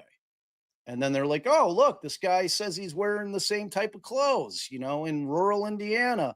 So it's like you have to kind of look at all of the different factors, but most importantly, with respect to the relationship between Kathy and Rick, it scares me. It scares me from a lawyer listening to a law enforcement perspective to hear that in terms of not having that type of information, and how you guys land on, all right, look, I looked at his body language and that's where I'm landing on it because he changed. Well, there's probably a lot of psychological explanations that can really, really clarify why it changed when his entire world in that moment just crumbled. Yeah. Far beyond anything. He didn't give a shit what Jerry Holeman was saying to him because he thinks Jerry Holeman's full of shit. He doesn't believe that they have evidence to convict him because, again, he wasn't there. He wasn't. Like, you have to look at it from both sides. And and that's one of my questions for you. Do you guys look at it from both sides? Okay, I'm going to look at it from the perspective that he's guilty. And this is where I land. But what I'm also going to do is I'm also going to look at it from the perspective that he's not guilty, that he didn't do this. And this is my question to you. Do you guys do that? Because if you look at it from the perspective of he didn't do it, his answers seem to make a lot of sense. Yeah. In terms of the fact that he never caved, and Holman came at him hard. Kathy was the last ditch effort. Like they stuck Kathy in there knowing that they had talked her up, knowing that they had convinced her, and they thought that would be the point that he caved. Now, to your point, Holman misplayed it. Holman lost that opportunity. He didn't know that Rick had dependent personality disorder. If he had known that, you would have thought that he would have really dove into that. And if he would have known that going in, if he would have looked at Rick's psych, but they didn't have any of that point. This was early on into the investigation of Richard Allen. So they didn't have any kind of his medical records or any of that background, but he saw enough to know that Kathy was his everything, so like just in terms of like having an understanding of the possibility that he didn't do it when you're not 100% clear on what the evidence is. And remember, this is 5 years in. Yeah. You know what I'm saying? Like they knew that the round had been tested against Ron Logan's gun and that wasn't excluded. They knew that it had been tested against Brad Weber's gun and hadn't been excluded. Holeman knew all that, but once they landed on Rick Allen, tunnel vision took effect and that was their guy. So like, how do you guys do that? Do you ever look at it from the perspective, all right, for argument's sake, I'm going to look at it from the perspective of he didn't do this. Right. Does his body language speak to he didn't do this? Yeah. Oh, you guys are so good. You're good at your job. So I totally agree with you. There's nothing I could say that, oh, well, you're nothing. You're absolutely right. From my perspective, I would not go into that room. I have to be convinced you did it. Have to be. If I'm not convinced, I can't go into that room. I can't do it. And the reason why I say that because I'm human just as he is human. I know patterns, I know pattern behavior, but I can be wrong. What I am doing during the interview is trying to formulate my questions to get a different answer other than I didn't do it. I didn't do it. I didn't do it. It's a volley back and forth. And so thereby I'm no closer. My ultimate goal is I want a confession from your mouth that will prove to me just as much as physical evidence proved to me. Wow, you told me things nobody could know. You told me things that totally make sense and it all jives together. So I feel like the detective did not go in convinced. And what you're saying about, are there others? If I was the detective and I had those battling of pieces of evidence that are contradicting each other, I can't do it. I could go in and interview him and then I'd be like, would you keep coming back? Maybe you'll say something that eventually will lead me to you to exclude others. But this, to me, was a classic fishing expedition. I personally I can't partake in fishing expeditions because if I confuse myself, wow. Then of course that's where your personal biases come in. That's where all your other baggage comes in. And I'd be just as confused as Rick Allen or anybody that I'm interviewing. And they can see you don't know what you're talking about because you're just as confused as I am. So I totally agree with you. Mental health and so forth, it changes. And I will say in my classes, I do not teach interviewing to though I've interviewed mentally ill people, and there are classic signs there. Easily manipulative. I'm not looking to manipulate you into saying something that's not true. My goal, and when I say shifts, I'm like, it caught my attention. And so thereby, I'm going to ask you a couple of questions. And then you're going to hopefully answer them. That would be like, that kind of fell.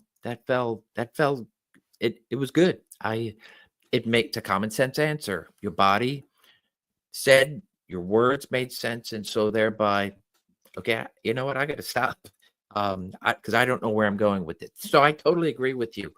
If the detective knows there are contradicting pieces of evidence, like I said, having been involved, not in so much gun, I've been where if a round goes through and it's hey Scott, that's the barrel, and then I'll watch it. I'll watch a nine shoot where they're going to shoot into the gelatin. I'm like, wow, you're educating me. It's making sense.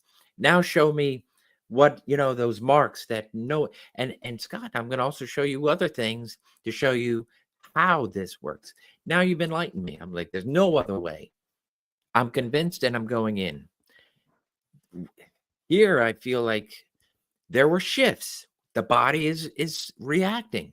That doesn't mean he's guilty. And I'm not saying he's guilty as a result of that. What I'm saying is, I got some good questions here. A whole new set of questions. The wife, the shift, whole new set of questions. So let's beat me up because maybe we're both wrong and so forth. But I would just keep on with the, as opposed, I felt like that was a browbeaten for an hour and a half that got nowhere. I did not feel comfortable with it. Is Do that? you think, and I know I Yeah. promised Bob the floor, but do you think that officers need to be taught, like by yourself or whomever, a little bit more about leaving open the possibility that they are wrong? And if everything in an interview, if you do everything right and you're getting nowhere, that maybe that they should leave open the possibility of this, they've got the wrong person, especially in light of how many cases of the science is wrong, the lab tech was wrong, they made mistakes. Sometimes lab techs are trying whichever science it is, DNA, this, that, or the other, that they're trying to help an officer here or there. That officers, agents need to be taught more.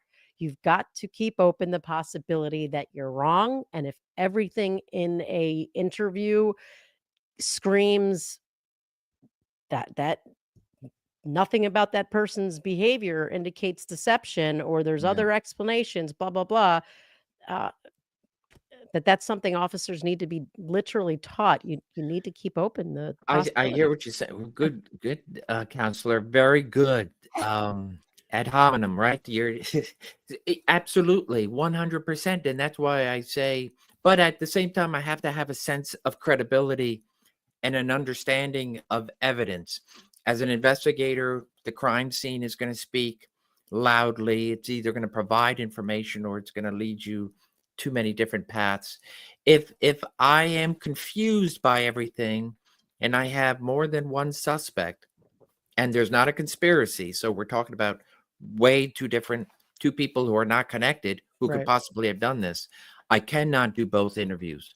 I can't, because then I'm going in with, well, maybe I have to treat the interview as an evidentiary piece of the puzzle. And then there is a sense of volley. There is a sense of going back and forth that makes sense. It makes sense in the mind. It makes sense in the heart. I'm reading the body language. If I'm wrong with the body language, I made notes. I'd be like, I'm going to ask you a question, and this is what your body did, but tell me why. Maybe there's a response to be like, well, that's because, I have this or I have that. Okay, you answered it for me. So it's Because I not found deceptive. myself scoff at the exact time Richard Allen scoffed. It was the second time he did that little laugh scoff, Mhm. and he and I did it at the precise same Yeah. moment, and it was like, "You're fucking ridiculous." Like Yes. that, Yeah. like that's absurd. It's impossible, and like I know you were saying because the way he used the words, like that he just doesn't understand the science, so he doesn't think you really got him, you really have him nailed to the wall. But as the Spitfire Dragon says, it could just be he knows he's innocent, so he's sure one way or the other, the evidence is actually going to clear him. Yeah. You're I mean, absolutely right. if Absolutely, you're I couldn't agree with you more in that regard. I feel like there are too many contradictions, and as an interviewer, I have to step out. I can't use the interview, otherwise then thereby I don't believe anything I've ever been trained. To me, the training makes sense. I execute the training. I watch the training saying, oh, my trainers told me this would happen. It happens. So thereby it works. For example, I say it's rapport. It's all rapport. It's empathy. It's a conversation. Who do you tell your secrets to? You tell your secrets to your loved one or your bartender or somebody who's a total stranger in a confessional, whatever it is. You're trying to bare your soul. So in this regard, but I'll also say this may not work on a sociopath, a psychopath. It may not work on a mentally ill individual, because there are things that just don't make sense to us who are trying to understand pattern behavior. So, if he just went like this, I'm not answering one question. Just keep asking. But I'd be like, that doesn't mean he's lying. That just I'm not going to break him. I'm not even getting him to have a conversation with me. So I feel the premise is that it was wrong from the beginning. Now I'm going to go back and watch the first, to see what set him. All I'm saying with the shifts, Allie, Bob, is that it gave me something to say. You know what? I'm starting to believe him. But then his wife brought me back to that center, and then, but not having any of the evidence other than what we hear. Right. Not like I lived it as the lead detective. I'd be like, I gotta believe this is where I gotta believe the evidence was derived properly, that the lab technician analysts did their job and they have the training, that they've convinced me in a way that I have no reason to believe you have any bias in this, that it is evidence based. And so now I believe you did it. And now I got to put a plan together to say, how do I tackle this person? I would want to know. I don't want to be learning in courtroom about what his diagnosis was. I want to know that before, and I can figure that out through, bring the wife in, and don't accuse him to her. Just say, tell me, enlighten me about your husband, as opposed to he did it because I'm showing you the evidence. I don't need her. The only time I need her is if she says he confessed to me. Okay, well now I really want to know more. Right. But I would have had detectives talking to her about, to give me something that I can't get from him. What is that relationship like? And so thereby, and I saw it in that interview of the few seconds of him cow down that he didn't do in front of the detective. Just a whole body change. Doesn't mean he's lying. It just means, wow, there's something there that I need to dig deeper. And it may have been, is not the time. If he hasn't lawyered up and he's not remaining silent, I'd be like, I screwed up. I still believe you did it. It's going to stay in my head, but we're going to come back to this. That's what I'm trying to say as an investigator who's going to interview. You could only interview those where the evidence takes you to it, and now you're just trying to get the final piece, and it would all make sense. It's not going to be garbled. Yeah, see, the problem with the Allen case is that was the only evidence they had. Like they really had they had him by his own admission being out at the bridge that day. Yeah. And they had that round. That was it. And here's my question to you. If you are factually innocent, okay, and in law enforcement, you get into an interview situation like this, and you're unfortunate enough to not lawyer up, and you expose yourself to 2 lengthy interviews, and remember, you're factually innocent, and you, as you said, if you're going into an interview such as this, and Rick Allen never saw the light of day. They arrested him this day based on that interview. That interview took place, and they placed him under arrest 2 days later. He never left custody, which, when you kind of think about it in terms of what they had and that interview that took place, is a lot to process. But how do you handle that as an individual in that position where you have cops that have gone into that interview that have already decided that you're guilty, that you're the guy? So There's like, no what is a normal nothing. reaction in the eyes of a police officer or law enforcement for somebody like how is a person supposed to act when they're being falsely accused in that situation, and you come to realize as that individual sitting in the room that they actually think that I did this shit? Like Yeah. like what is a normal response? Like, are you guys trained on to look for what that is? Like how No. would a normal Clearly. person respond to being falsely accused and saying, "We got you nailed to the wall, buddy"? Like, I just don't know from the law enforcement perspective what you guys would think that a normal person who's factually innocent, who you're trying to pin a case on, what their normal response would be. Yeah. Like, I don't know what I would do in the room. Like I always say, you can't know a situation until you're actually in it. It's one thing to pontificate and try to, think of what I do in that situation, but you can't really know until you're actually in that situation, right? Yeah. So, but like, what does law enforcement do, or do they even consider that possibility?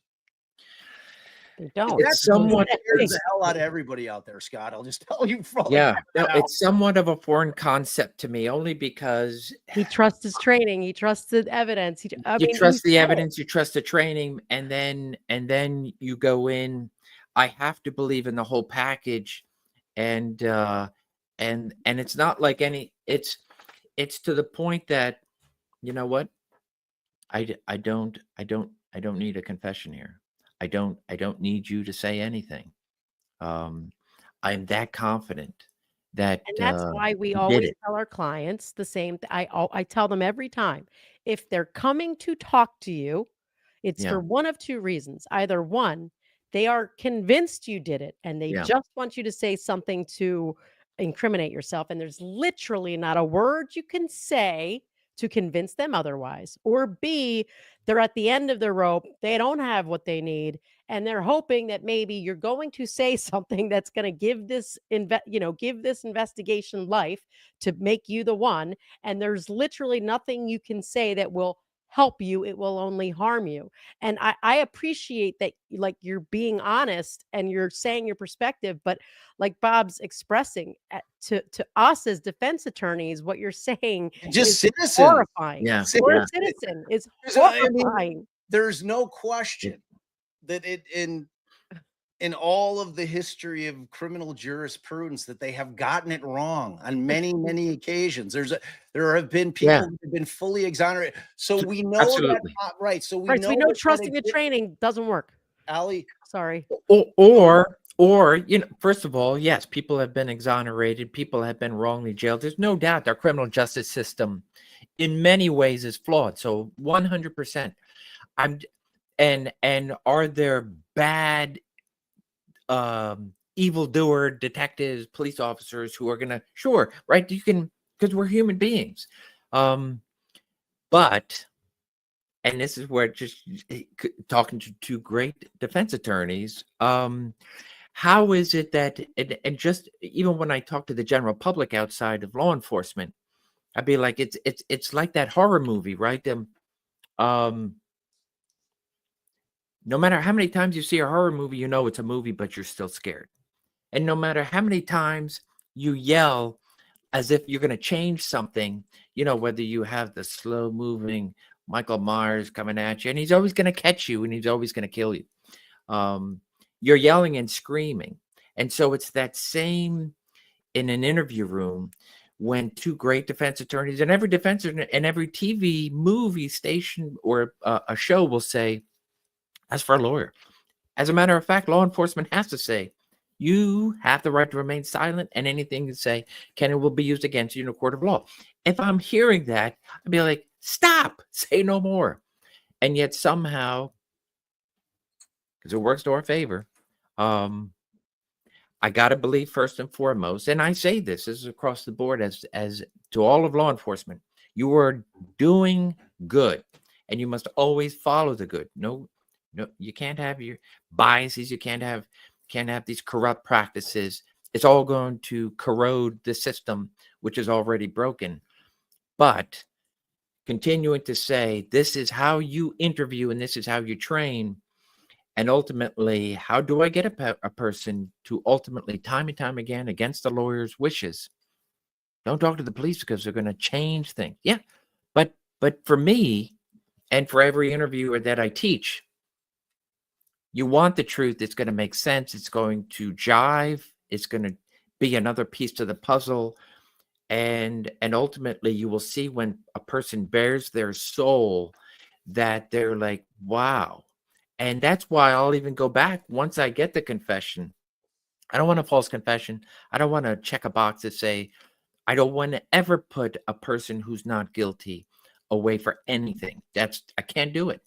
So, but I got to trust the system enough to say, is that right? And so when I'm asking the question, when I talk about shifts, it's simply saying my training taught me, okay, go and ask the question. So ultimately, is a person confessing to where it just totally coincides with the evidence that I've been. And then I got to believe, am I such a bad person that I'm getting a false confession? Somebody's just going to say, I'm tired of you beating me. So, figuratively. So I'm going to confess. But then somehow that all jives with all the evidence. And are they all in conspiring against the good? Ultimately is, sometimes a confession is a true confession, and it's led to my mind that says a victim has suffered here, and it's my job to find justice for that victim, and to never, ever, ever be judgmental. And worked. The interview training has worked, and so it's a whole package put together. That's what I'm telling you. But I totally agree with regards to that. If a person is factually innocent, I'm sorry, if they're factually innocent, and I know that, I can't interview them. I wouldn't interview them. I would never go down that road. And I just feel like we're saying the same thing, but from two different sides. So thereby, I would never bring that person in and try to beat them into it. It just wouldn't happen. Yeah, and I think that the biggest thing, and look, everybody out there in the crowd needs to understand, Scott knows nothing about this case. Like, he came in doing exactly what I asked him to do, which is come in and just look at this from a purely academic perspective and give us your thoughts on it. And I thank you so much for doing it. I'm not going to lie. It scares the shit out of me, but it's not something that Allie and I didn't know in terms of kind of like how law enforcement is trained to do it. I mean, we know the facts of the case. And like, this isn't one of those cases where you're walking into that room not needing a confession because you've got tons of rock solid evidence. This ain't that case at all. Like, you've got this round. That's it. And you got mere presence at the bridge. But even if I told you at the beginning, Allie and Bob, I'm confused by the evidence. It doesn't make sense to me. So I'm already confused by. Right. But even to me, even if you're that convinced, I think that law enforcement should keep in their mind the possibility that they've got it wrong if everything in that interview is saying, hey, maybe we got the wrong guy. Right. And I hear what you're saying. Like, to you, you're only going to do this when you're sure. And, at that point, when you've done everything right, you follow your training, you trust your instincts, you trust the training, you trust the science, you trust the this. And it says to me, I wish I could convince this man to change the way he teaches law enforcement to still then look for signs of innocence. Like, Scott's teaching it the right way. The problem is, Scott, is that we have an awful lot of cops out there that aren't Scott Duffey, that walk into that room. Even if you're Scott Duffey, without the same moral compass in terms of, we like to think every cop is a good guy and all they want is to search for the truth.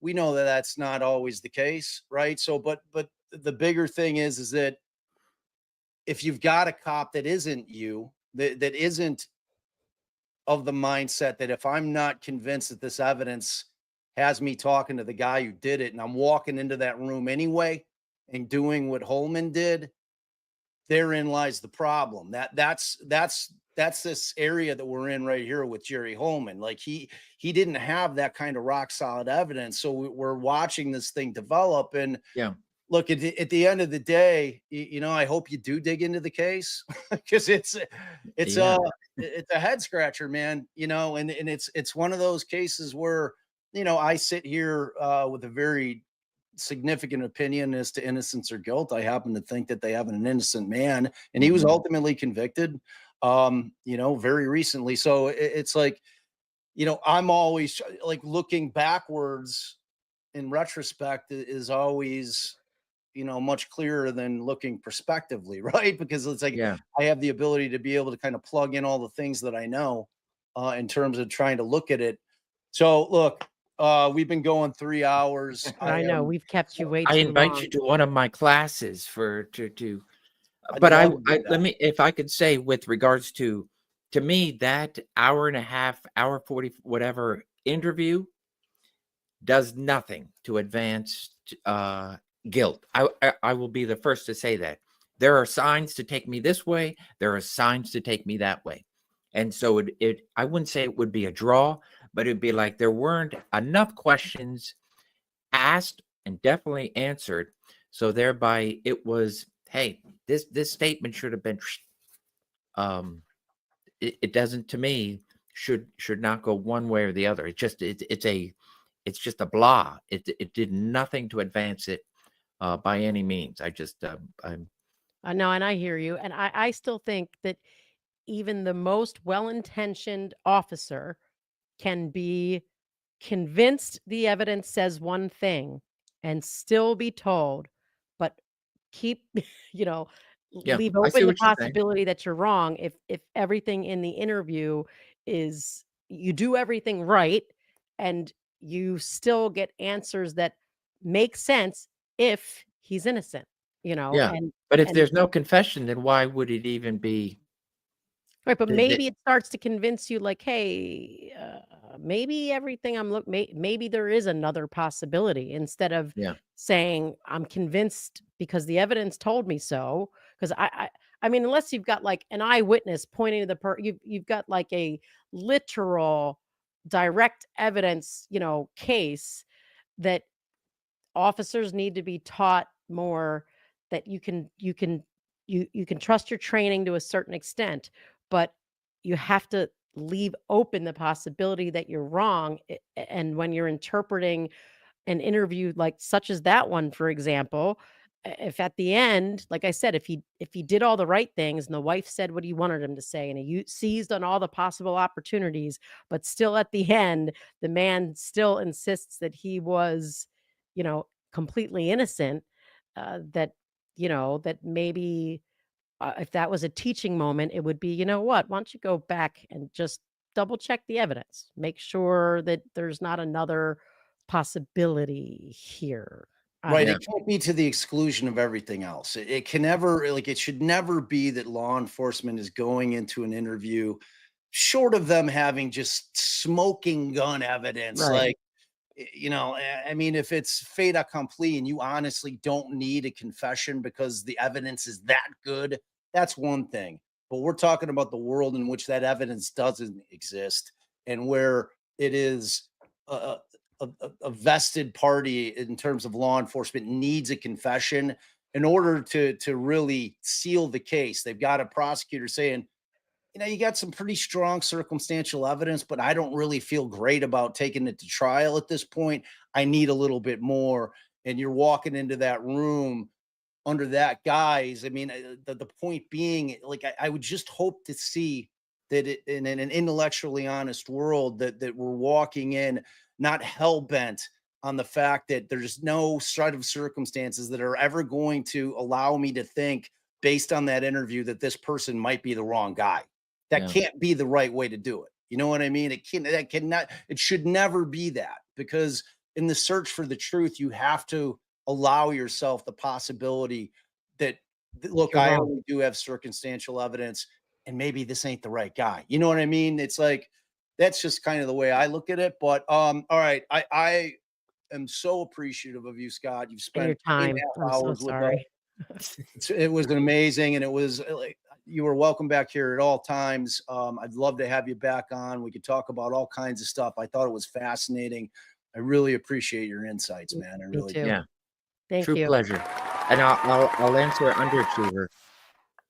Oh, which That's one is the that? FBI. It's the FBI seal on the Philadelphia Liberty Bell. Just answering the question. My Philly girl. I love it. Oh, gotcha. All right. And Thank you very much. Eric Lindros jersey by there. All right. Thanks, Scott. You're the best, man. Bye-bye. Bye. Wow. So I'm going to go through some of these questions real quick, and I know a lot of you were probably had issues, but I feel like Scott was being honest, and I think that is the example. Like it shows you the mindset of someone who's trying to do everything right, who is completely well intentioned, but that mindset that they have literally can't be changed, you know? And it's like Bob, you said, it's horrifying. And I'm sorry we didn't ask uh Cassie at the bat. Thanks for your generosity. I just didn't even think that he kind of saw that as the Reid technique. And so I'm sorry we didn't ask him that question, but Bob and I got carried away with our own questions and kept him really, really long. Um, and the squid, right. I mean, the round that was found at the scene is nickel plated brass, casing. I'd be interested to know the difference between, I don't think this expert knew that No, because he said, that's like Scott said, that's not right, he his, said he didn't know not about, his field. yeah. Julio, it should not be allowed. They should not be allowed to lie if you're law enforcement. Shall we count the wrongful convictions that and Reid have caused? So, look, the courts have universally said cops can lie, but there's got to be kind of like a level of the line. You know what I mean? Like, and they throw out, oh, we got to witness a couple of things to hope that maybe that prompts you to be like, oh, they got me dead to rights. I mean, I, I I don't know. I don't know. Um, Yeah, I think it's the way it's used. it's right. It's got to, it needs tinkering. Mm. It's gone way too far, in my estimation. And I know that you guys out there were wanting, like, I wasn't going to start puking up all the facts of this case because that's Because not what this exercise was about. right, This exercise wasn't believe me, I wanted to tell Scott, oh, you know what happened to him next is they put him in prison for 13 months in solitary confinement until he was eating his own shit. And then they stripped away the one person that mattered most in terms of physical contact, laying eyes on her. And they coaxed a confession out of him. They tortured him until he confessed, saying, "I did it. I did." Like this wasn't the place for that because that right, wasn't what we were doing here tonight. So right. I saw y'all in the chat. I understand where you're going with it. But all right, look, I've been on since 7. Well, I'll thank people. So hop off, All right, I'm Christy. gonna hop off. I love y'all. I'll see you bright and early for Reid. I think we're starting 7:45, bright and early my time. I adore all of you. All right. So, Christy NC, thanks for your generosity. I agree with Julio. Thank you. If laughing is at the most inappropriate times is a crime, put me away. I am worse than Chandler Bing. And I honestly did laugh, scoff at the exact moment that Richard Allen did at one point in time. And it's just it's crazy to me. So here's what I felt like. I felt like trying to convince Scott, right, to maybe not always trust his training and to leave open the like, okay, if you do all this and this and this and this and this, and it's still saying he's innocent, maybe he's innocent. And he was being honest. Like, I don't think I would go there because I would have followed my training and been sure before going in. So I can't be convinced otherwise. Was like when I took my son, who when we moved out from the East Coast to where we live now, my kids were in school. It took about 2 years before they were learning new information. And my son struggled a little bit in school. So we took him out and we put him in a private Catholic school. And he came home and he told me how the teacher taught him that, being gay was a disease and a sin and blah, blah, blah, blah, blah. And I tried to convince this nun that God wouldn't think it was a sin or a disease. And I thought that maybe I could, like, that's what I felt like trying to convince Scott, like, I'm going to say the right thing. And he's going to say, yeah, at that point, I might say, you know what, maybe I've got the wrong guy. And again, I think he's the most well intentioned. It's just this is the police mentality. It's literally what they're trained to do. And there's almost no convincing them they're wrong once they feel confident that the evidence says what they think it says. So, all right, Larissa Harris, thank you for your generosity. Watch Little Miss Innocent on Hulu, old case, but there were some issues with interrogation, not the main reason her conviction overturned. Mary Yoder case, Caitlin Conley was convicted. They may try her again. Yes, we will. I'll check that out for sure. Idiot Win, thanks for your generosity and in gifting 20 memberships.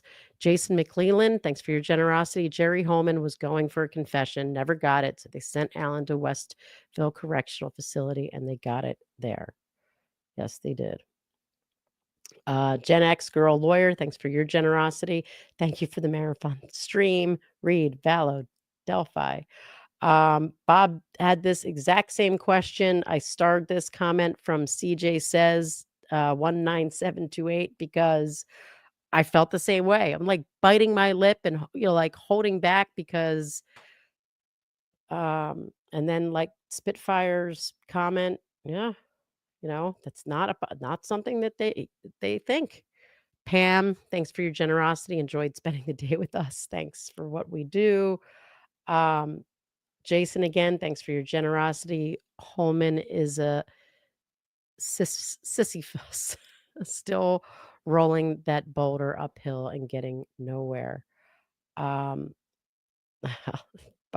I guess Vinny. So David James, thanks for your generosity. He says, Bob, can you please convince Vinny to stand on his head and say Richard is innocent? I don't know if he's referring to something Vinny said at some point, like do I have to stand on my head and scream it? But yeah, that'd be a sight. That'd be a sight. Thanks.